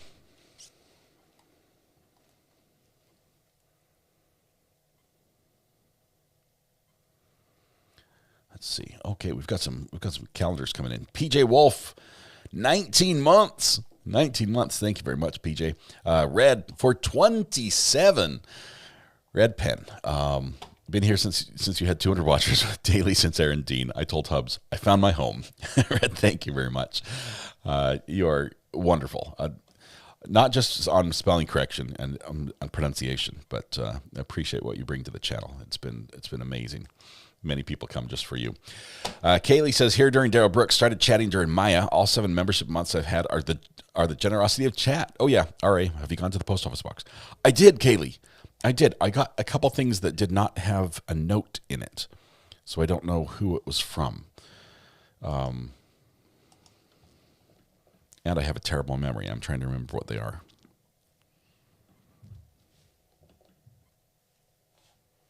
I don't remember. More Courtroom ASMR, please, says, I can't wait to see you out here in Utah. Thanks for your coverage on trials and other not relevant subjects. 25 months. I know for a fact that I'll be out there in July, end of July. Well, I'll be in Idaho for that. So we'll see what happens with Corey Richens. It's going to be interesting. Jeremiah Jordan, Victoria George, one of Karen Reed's new lawyers. She was an alternate on Karen's first trial. Yes, she was one of the jurors dismissed at the last minute as an alternate, and she was a lawyer, and now she's on the defense team. This is interesting because it gives you.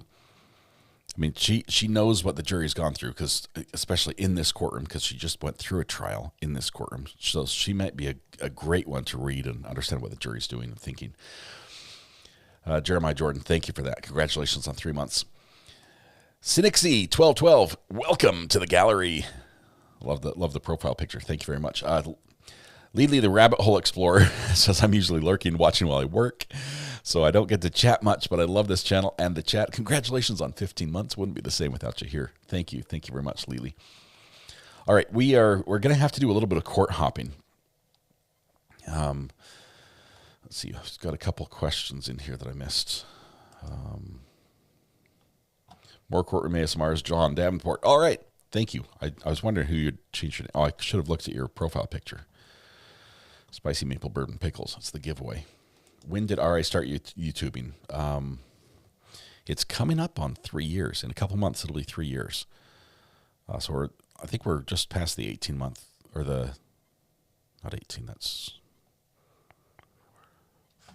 30 months or so.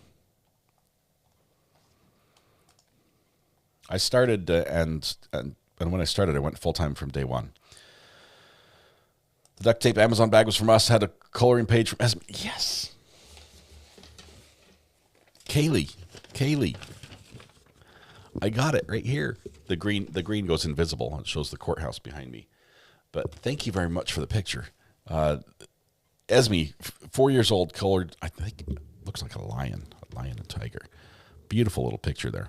You have to show it like this so you can see it better. But thank you. Appreciate that.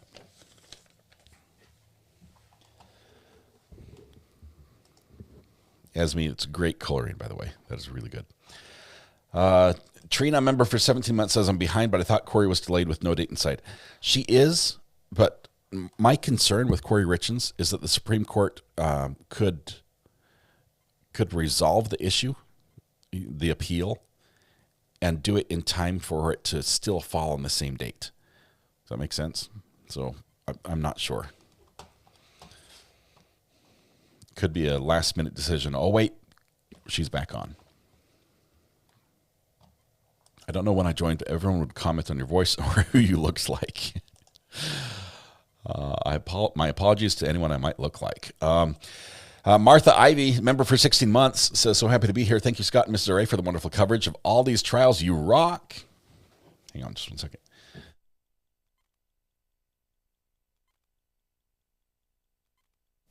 Okay, checking on the kids. Gorgeous Jessica, member for 14 months, says, hey, everyone. Jessica, welcome. That cat has amazing long... Is that a cat? Is that a cat or a bat?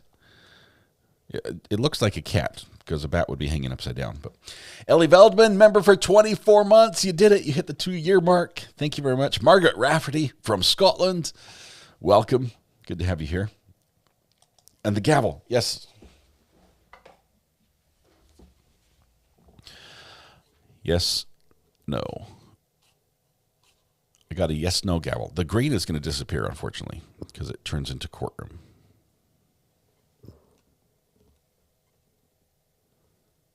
See that?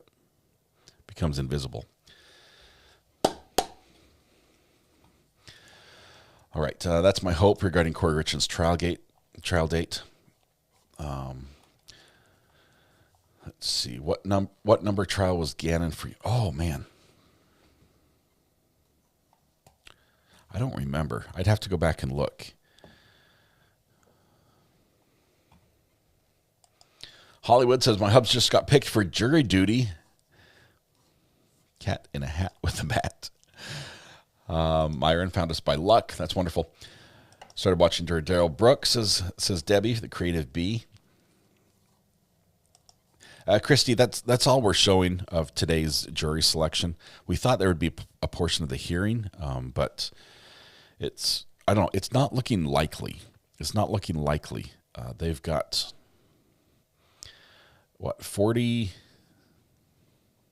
42 or something? I forget. 42 out of 55 people have heard of this case before. A lot of them, 24 or so, maybe more, had preconceived ideas about the case, have already formed an opinion. At least 24 have conflicts with, of the nature of vacation or surgery scheduled. It's a lot. You're gonna need a bigger desk and more shelves. I just told earlier when the city called, they said, "Are you gonna be able to live stream?" It's gonna be on the Ayden, North Carolina official town's Facebook account. So I'm just gonna live stream that way. But we're gonna set everything up, and I'll have to take some stuff over there about, I don't know, probably 5 o'clock or so to get set up. Need to make a running list of cases we covered. Amber, if we had something like a website where that would be useful. The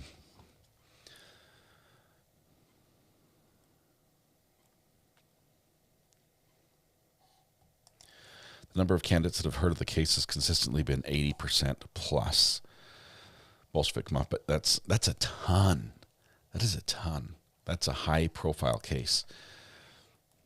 Not interested in my own town meetings, says Mel.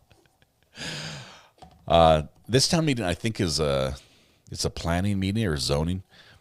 My town has some issues. It's a small town, right? It has some problems. It's money is always an issue. There's not a lot of tax revenue. It's an older town that is just now experiencing a lot of new growth as a lot of farmland got sold off for development. So we've got heavy development in some areas and no development in others. And yeah, there's a lot of fun things going on, but it brings up a lot of strong feelings when there's a town meeting. So just notice the gavel has no and yes on the sides. It does. Yes and no.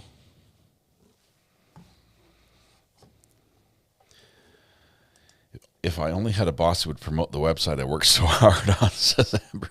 We're trading subtle jabs back and forth. Yeah, Amber, I don't know where you find one of those. Need to start going to my town meetings and school board meetings. It's a lot of fun, just Rhonda.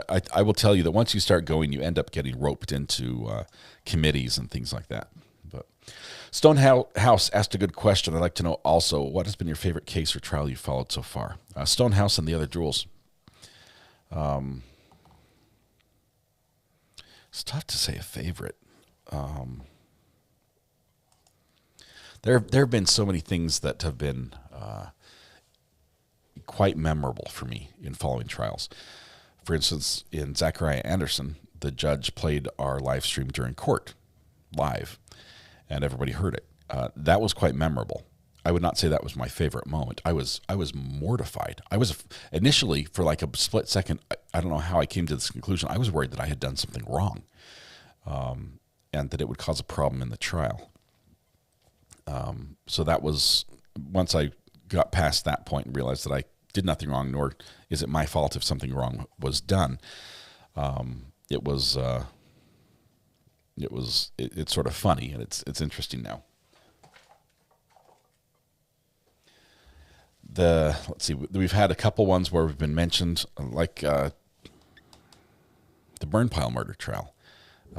That's one where I was raised as evidence in the trial. Like there's an exhibit of a screenshot of my live stream, and he chose a screenshot where I'm like going, but literally this is my face. I'm like, that's when he froze and like, this is the guy. That's the one. They didn't get me like looking all dapper and sophisticated. They did a terrible screenshot and put that in as they did me dirty on the pause game is what Rob would say. But it's that was an interesting case. I like that one. We played a bigger role than I would like to play in a trial in that one, but I don't think I did anything wrong. At any point. It's just, I didn't have any direct contact with any witness that I knew of. I didn't realize they were watching me, and that something I had said sparked a memory, and it changed the outcome a little bit. Let's see. What is the microphone you use? It doesn't look like the Shure SM7B. It is not, but it sounds a lot like it.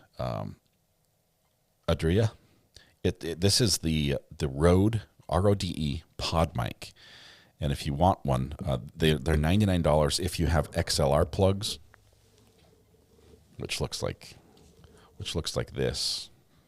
Let me show you on the back here. It has 3 pins in a circle, like that. And if you want the USB version, it's $200, and it has both the USB and the XLR plug on it. And they're really good. They have great internal pop filters.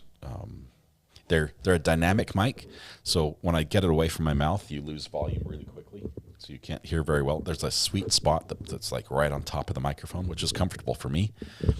It also just adds a richness to the voice. I like it. B12, there may be more coverage today. I'm not sure. It depends if they get another batch of jurors or if they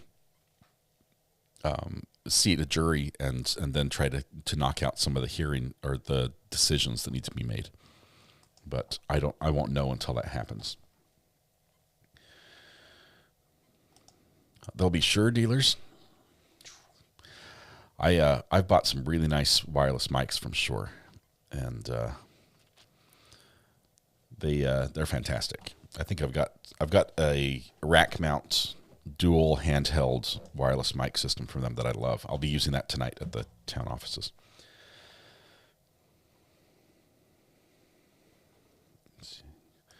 I do like to talk about electronics. Did they ask for a change of venue? Corey Richens did. It was denied. That's what she's appealing. That's the only change of venue I know is in the works right now.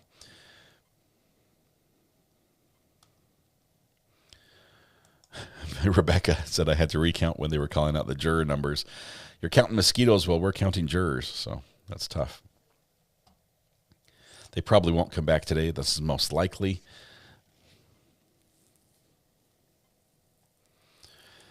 Mama Drama says, I knew we were watching this, so I went on a Karen Reed deep dive and left more confused than before. Mama Drama, I see this.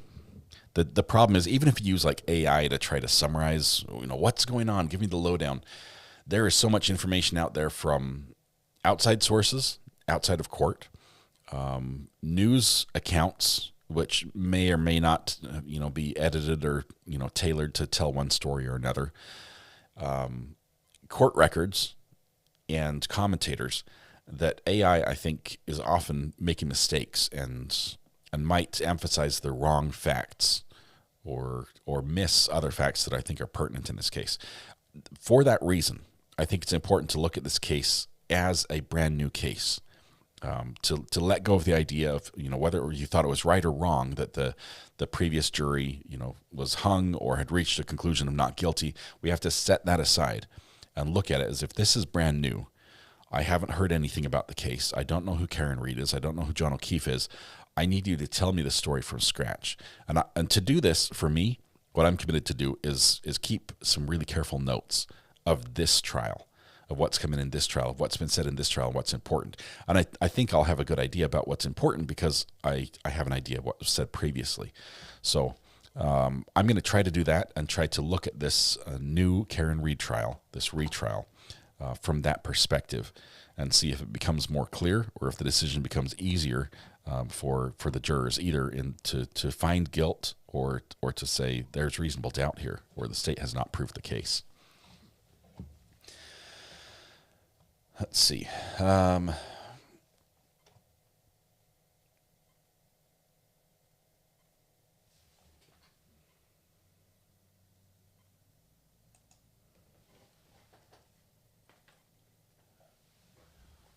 don't know where he is.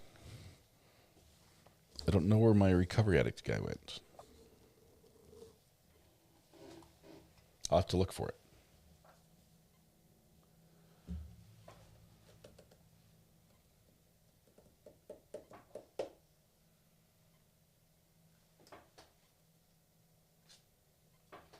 It's missing. It's missing. All right. Gwyneth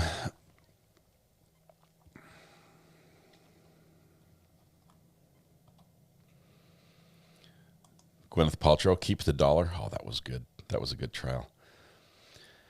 Has any court started? Because Daybell hasn't started either. No, we're sort of in a lull right now. We could take you to some of the smaller courts that are still in session. That one's not. Minecraft Court is not up yet.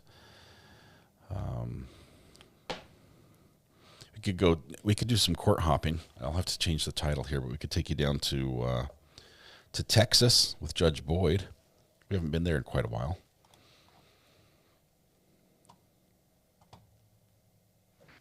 With the complainant or the complainant's family.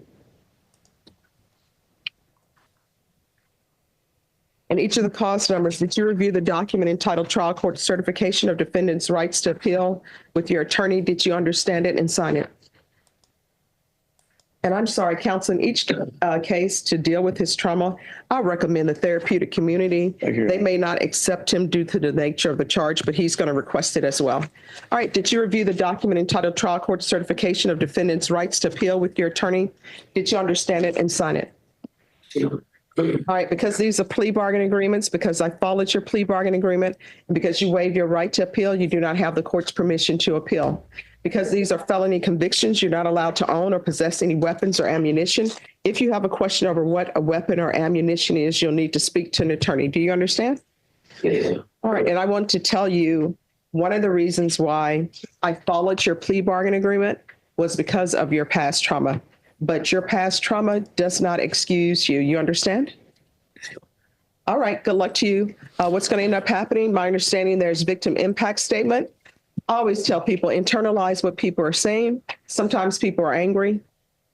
You know, that's the way they feel. All right? Yes, sir. All right, Okay, if you'll step Kim. over to the side. Deputy Laura, we have victim impact. Kim, I found this. Hang on one second. Kim made this picture. Apparently, this is new merch that's coming out. This is the Recovery Addict. What's this called? It's a toy. It's the Recovery Addict version of Barbie. Okay, if I were a Barbie doll, this is what it would look like. Apparently, so can I buy one? I don't think there'd be. It's the Mattel. Yeah, I think it even says Mattel in the corner. Is it a bobblehead? I'm sure it has a bobblehead. But pickle, mic, headphones, the buttons, the YouTube mug, and the YouTube button. I love it. Absolutely love it. So thank you, Kim, for making that for us. The judge muted her live stream there just a minute ago, so we jumped off. Let's see. Let's see who else is going. It's Judge Dad. Judge Dad just finished his stream.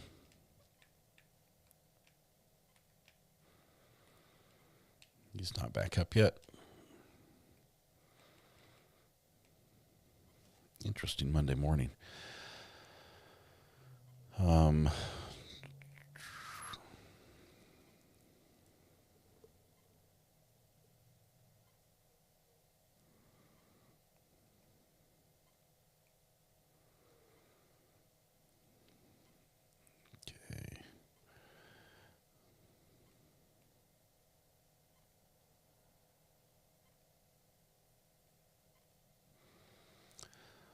Vallow Daybell is not up yet.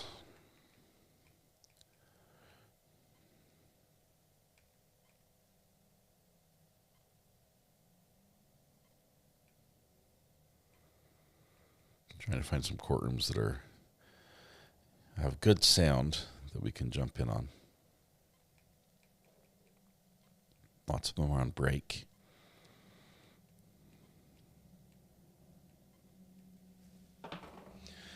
B12, welcome to the gallery. I need some wires. Why do I need some wires? Oh, you're still seeing that. That's why. Need a lot of cables. A lot of cables. How are people making those action figures? I think it's a chat GPT, sort of like a feature they have. Lori Vallow is at 1 p.m. Eastern. That means there's 2 hours off before her start. I looked like Kris Jenner on mine. Take my money, where can I get my own RA, says Corey.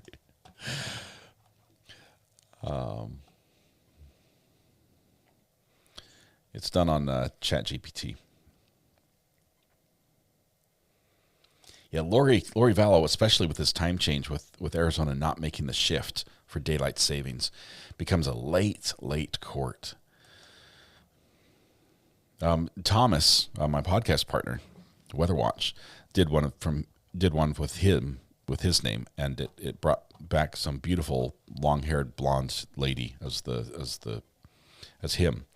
So I guess it didn't didn't provide enough information.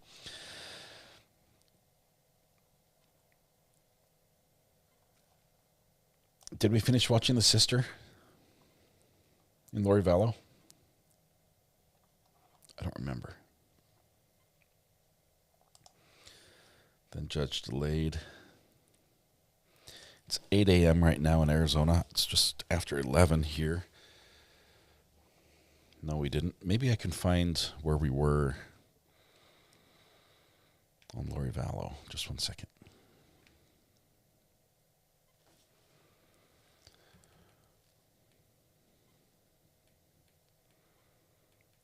Where's my history?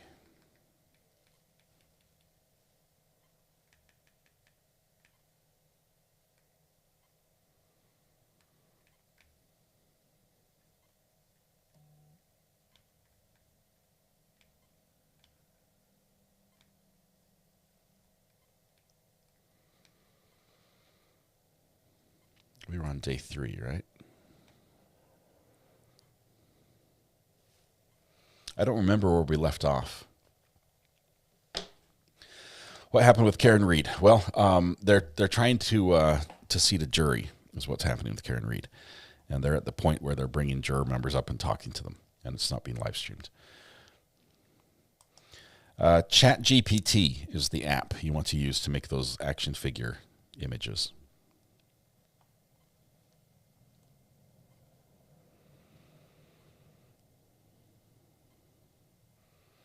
Not aware of a sister testifying. I think we meant Kay. Kay was in day 3, right?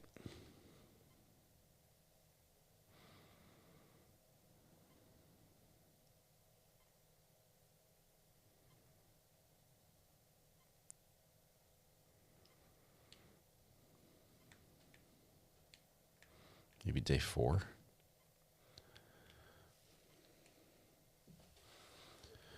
Let's see if we can watch the rest of that. Day 4. I thought we finished this.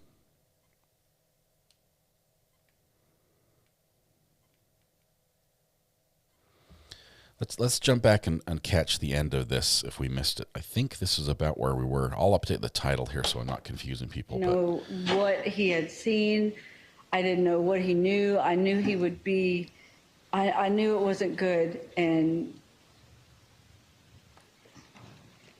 but I couldn't, we had to talk to the detectives before I did anything with Lori.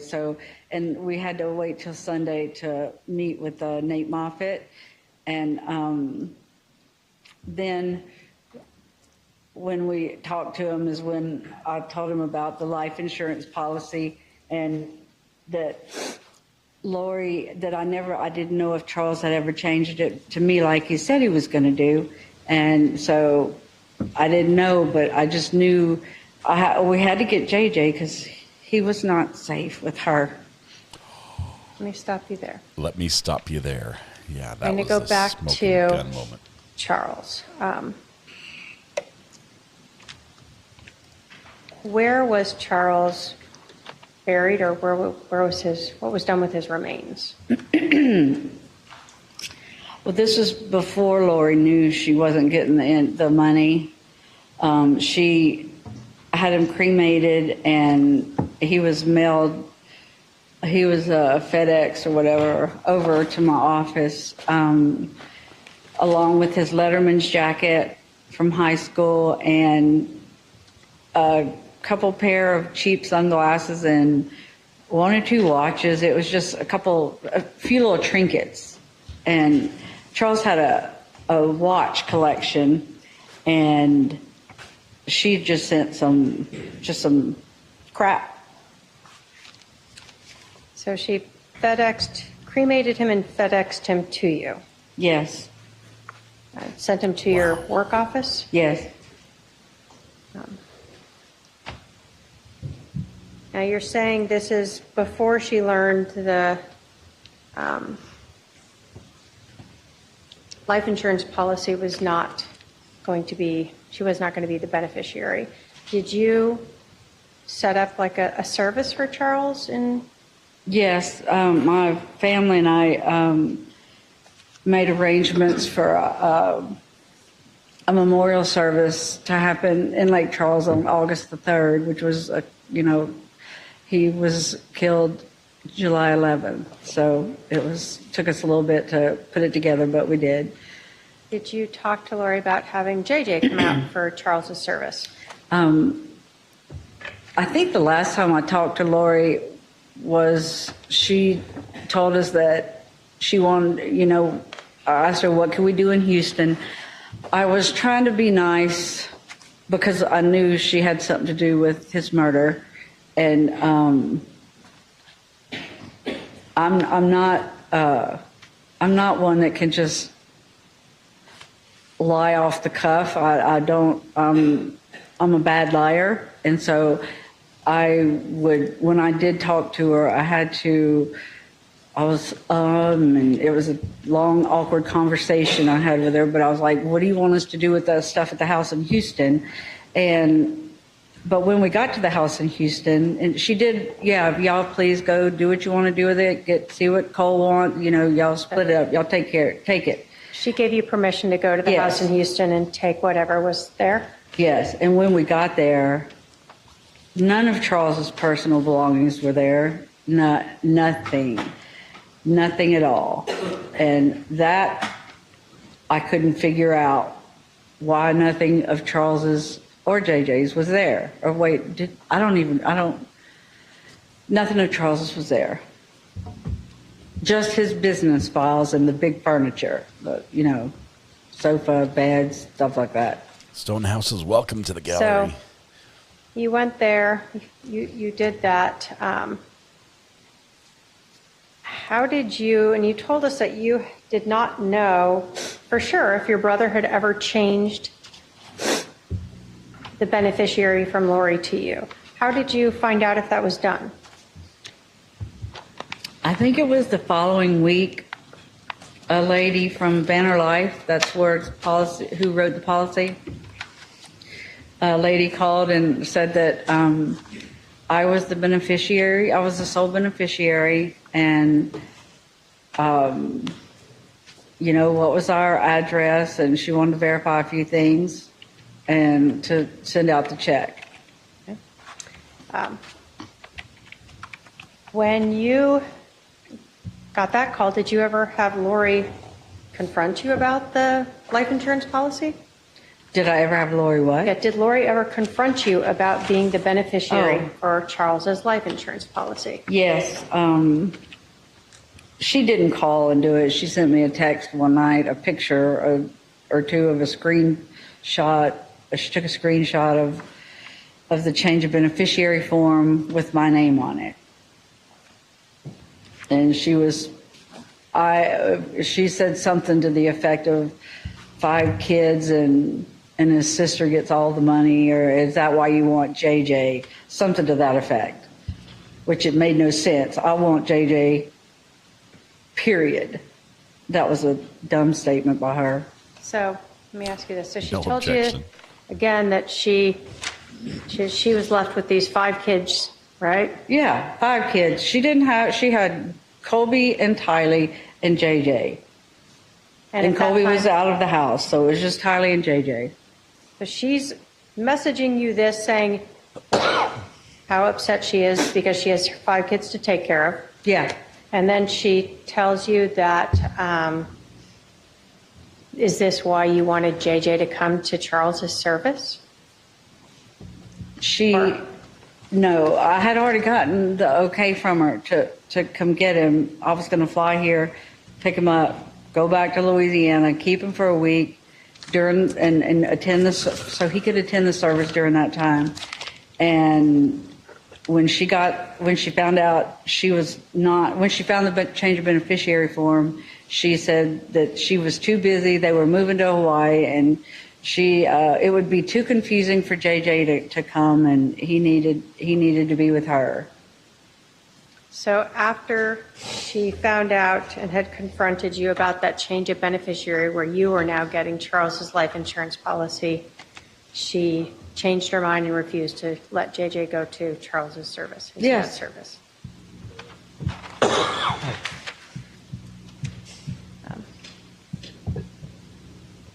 After this confrontation about Charles making you the beneficiary of the life insurance policy, did that pretty much end most of the contact you had with Lori, other than you reaching out to talk with JJ? Yes. Thank you. I have no other questions. All right, Cross.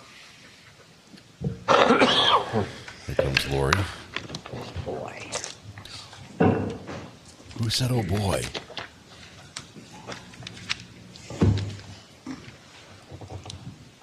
Is that Kay that said that?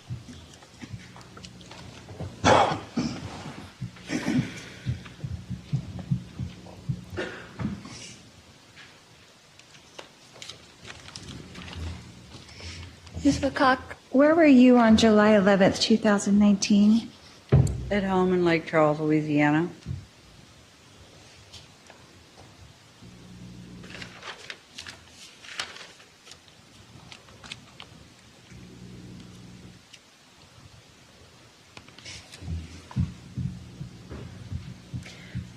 Were you aware at all of the relationship between Charles and Tylee? It was, let's say, it was a bit contemptuous. It seemed like there was always a lot of drama going on, and so that's all I knew. He didn't say too much about it, and I didn't pry.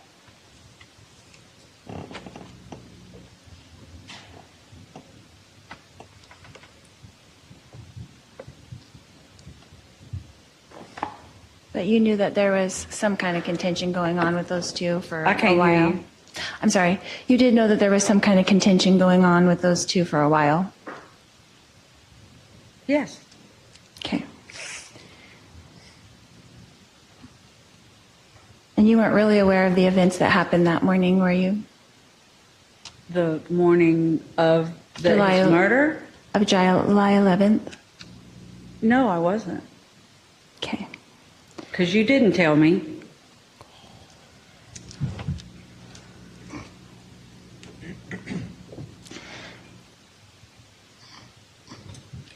Ms. Woodcock,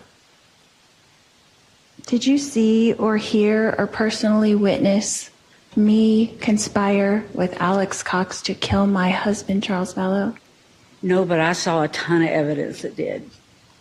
Thank you. No further questions. All right, redirect. Just briefly. Whoa. You were asked about the relationship between your brother and Tylee. How old was Tylee when Lori and Charles got married? She was 3, or right around 3. So was Charles in her life for most of her memorable years? Exactly. Yes, he was. And how old was she in July of 2019? She was 16. Yeah, yeah. So teenager. Yes. In terms of their relationship, are you saying that Charles and Tylee never had good times? Oh, I'm not. No, I'm not saying that. I saw them have good times, and it wasn't, it wasn't that they couldn't look at each other, or, it wasn't like that.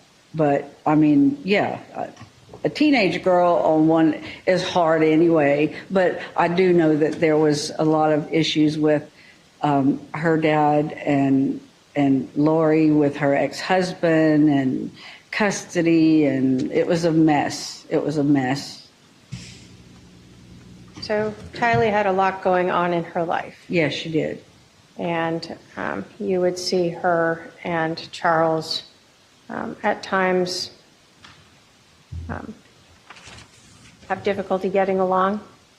I never really saw anything that sticks out in my mind.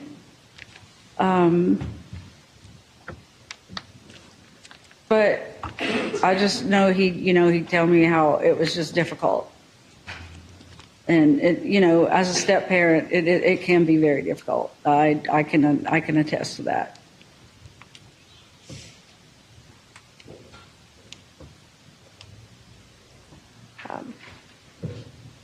So on July 11th, when Charles Vallow was killed, did you actually have any idea that your brother was dead? None at all. How would I know? So, in terms of you learning that your brother was dead, it was never from Lori Vallow. Or from her. It was from Google that my husband found. Thank you. I have no other questions. Are there any questions for this witness from anyone on the jury? I don't see any questions. You can step down now. Thank you. Wow. Done. All right. Members of the jury, that's going to conclude trial for this week. No trial tomorrow. I'm going to try to start early on Monday and Tuesday only. So just to preview next week, I plan on, if you guys can all be here at 10 a.m., ready to start a little earlier than normal for Monday and Tuesday. And then Wednesday and Thursday we'll be back to the 10:30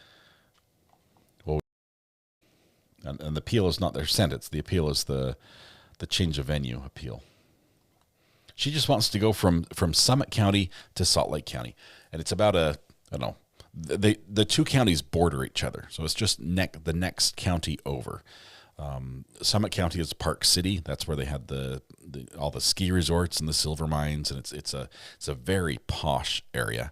It's think Aspen Vale, Colorado, Park City. They're in the same league, right? It's a very nice, beautiful area up in the mountains.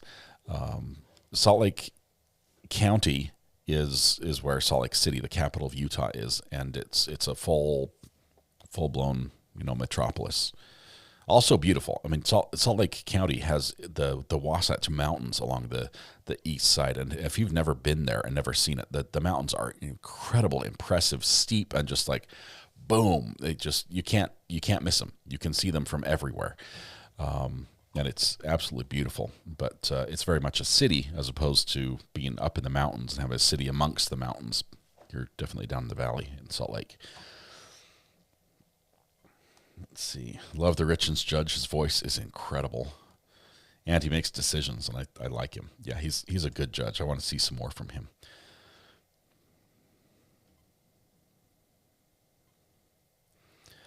Mark, I've seen a lot about the taillight, a whole ton. All I can say is that based on, I've got a call coming in. Hang on. Based on what we saw in the last trial, I don't think the state's theory works. Hello?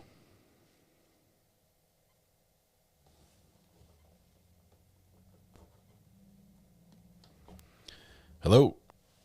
They hung up. Salt Lake City is definitely elite. Or Park City is elite. Salt Lake City is much bigger. I live at the foot of the mountains in Orem. Indescribably beautiful. If you've never been there, I think one of the best ways to describe this is listen to the announcers at football games, say like at Rice Eccles Stadium or Lavelle Edwards Stadium. That's BYU and University of Utah, two of the big college stadiums. Both of them sit right at the foot of the mountains, and you get these commentators, the sportscasters that come in and sit down, and their view is looking down at the field and looking up at the mountains, and they'll just be like, I can't get over how beautiful this is and how amazing to be watching a football game with this backdrop. And the whole valley is like that. Of course, it does get its share of pollution and inversion during the wintertime and things like that, but it is a beautiful backdrop. Let's see, St. George and Zion. That's getting down into the Red Rock area. That's amazing down there as well. All the sandstone. Either place, either in Park City or in Salt Lake County, Summit County or Salt Lake County, they're beautiful, beautiful locations.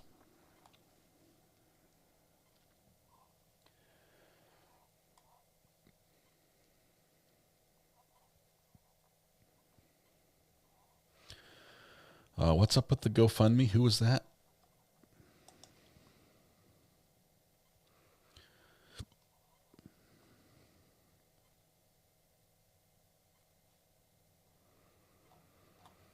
I haven't followed that case at all. Sorry.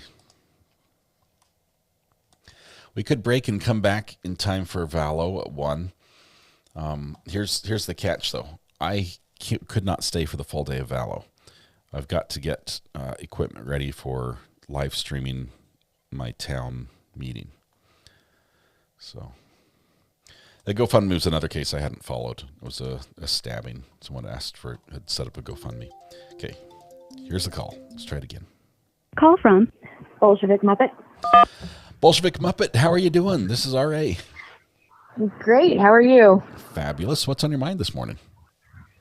So I saw a lot of talk in chat specifically about the remains, and I got the everything is interesting flavor of ADHD. So this is one of the areas where I love how you describe that. Everything is interesting. Okay. Educate us on the FedEx and remains and how that works. So specifically, you do not have to buy an urn or anything whenever you have your remains cremated. You can provide your own.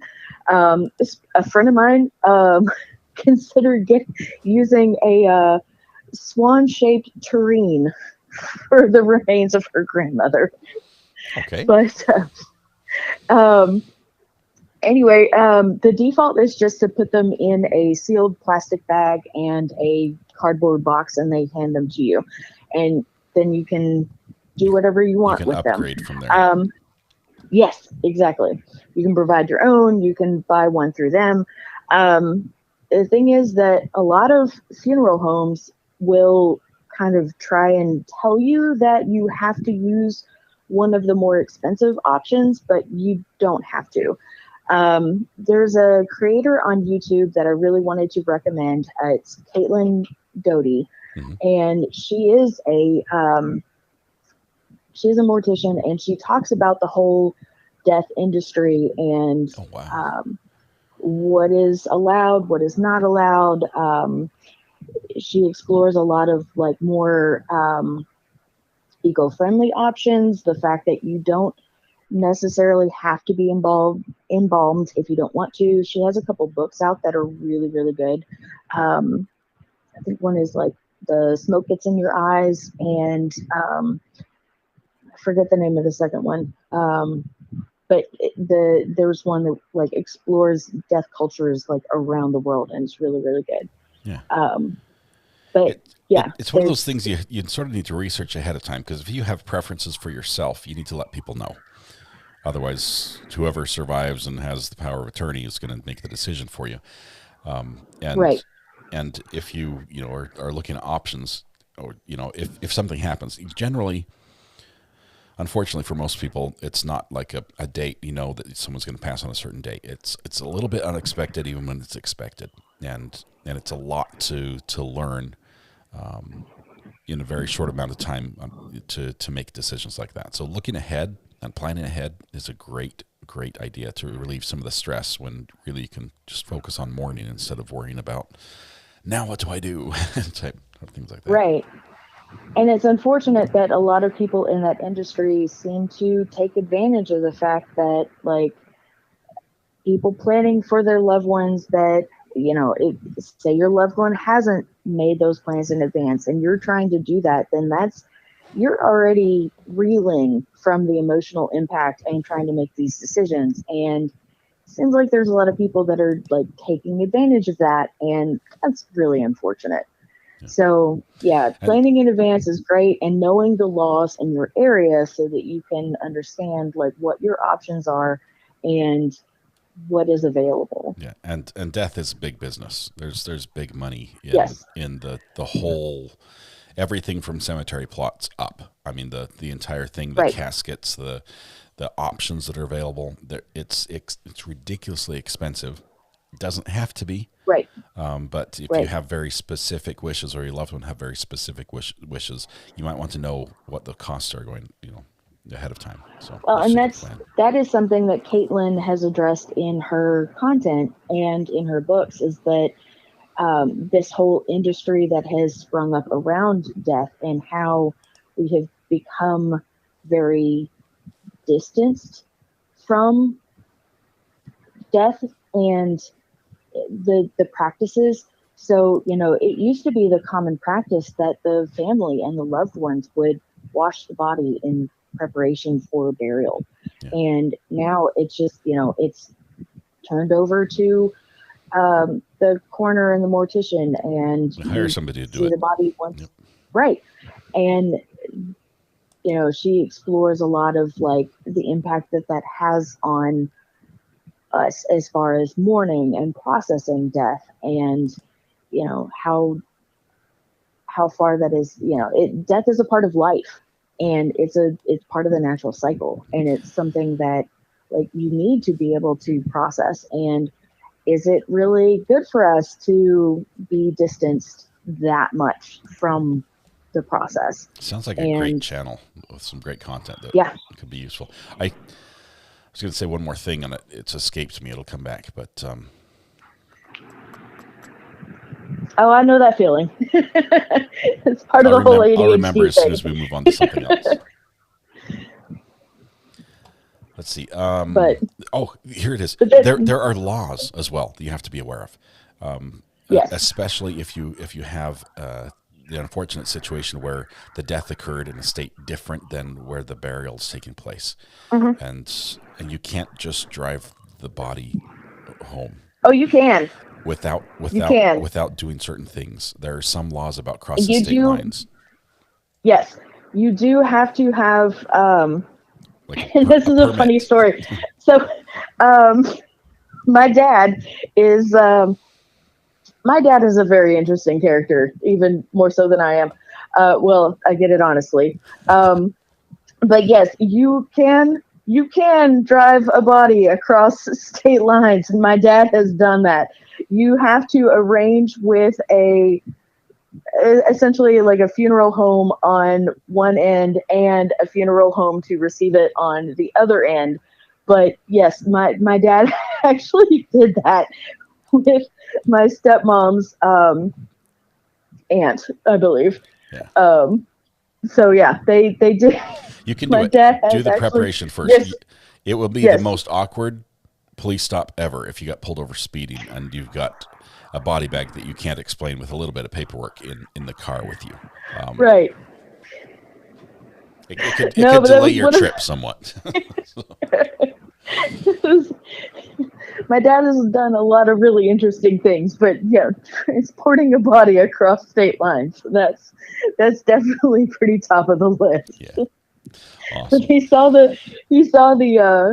how much they were going to charge for doing that service. And again, like what you said or what I was saying earlier, as far as like the cost that comes with these things and like kind of taking advantage of people in unfortunate situations. So he was like, yeah, no, I can do that myself. And he made sure that he had the paperwork. I'll just rent a car. I'll just rent a car and pick him up. We'll go myself. Oh, yeah. He's got a business, so he already had a van. So he was like, I've got a van. We can just load her in the van and we'll take her. So that's what they did. Yeah. What are the, I don't know. Should I ask? Is there a seatbelt law at that point, or is that too soon? I would also inquire as far as like if they could use the carpool lanes. Oh yeah, that would be interesting. I wouldn't push that one. I'd be like, fly under the radar, because even if you've got all the paperwork and that you're doing everything right, you know it's going to be awkward, and it's going to be like. I'd rather not wait on the side of the freeway while an officer makes a few phone calls just to check everything out before he lets me go again. But Bolshevik Muppet, thank you very much for the call. Good to hear your voice. I'm glad your ADHD led us to this little bit of information. So, appreciate it. Happy to. Thanks. Yep, we'll see you. Bye. Bye. All right, I think we're gonna take a weekend at Bernie's comes to mind. I think we're gonna take a lunch break and come back and do a little court hopping as we await anxiously word that jurors are being selected in the Karen retrial. If the jurors are selected today, we should have openings tomorrow. If they're not selected today, I think we should get at least one juror out of this batch. It would be a shame if out of 55 we can't find one eligible juror. So. Well, we'll see. It might get pushed a little bit.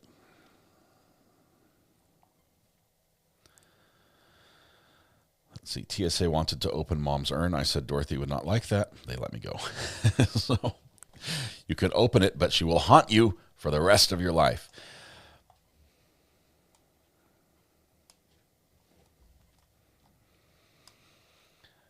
Let's see.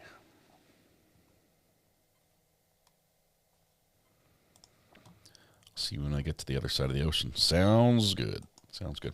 All right, we're going to go to lunch. It's a little early, but I'm going to pack up some cables and everything. Believe it or not, I'm going to do the entire thing tonight with only pulling this camera. Everything else is going to stay the same. I'm not going to unplug anything from my desk. Well, I'm going to take this computer and that camera. Two things, and that's all. So I'm not going to make a mess of it. But we'll see how it happens. Big Rig says, you said you weren't interested in the secondary trial. I said I'm interested because I think it will be different. If it's the same trial again, I would not be interested in it, but I think this one will be different. My sister took my brother-in-law's ashes by plane to scatter, and he was in her suitcase. TSA opened the bag up. Ooh. I thought she wanted to do the scattering, not TSA. Yeah.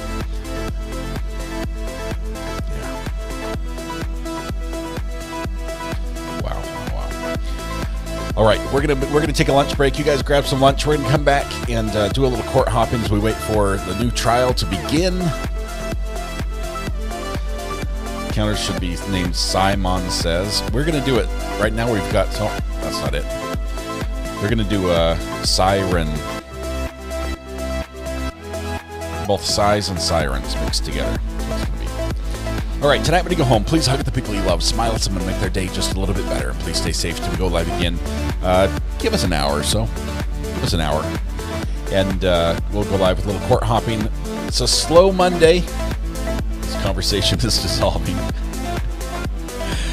Have a good lunch. We'll be back this afternoon. A little more court hopping and some updates on some trials, and we'll go from there. You guys have a good one. We'll see you.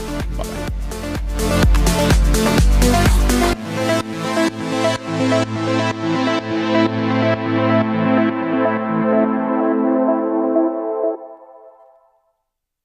Would help if I was ready for this, but I'm not.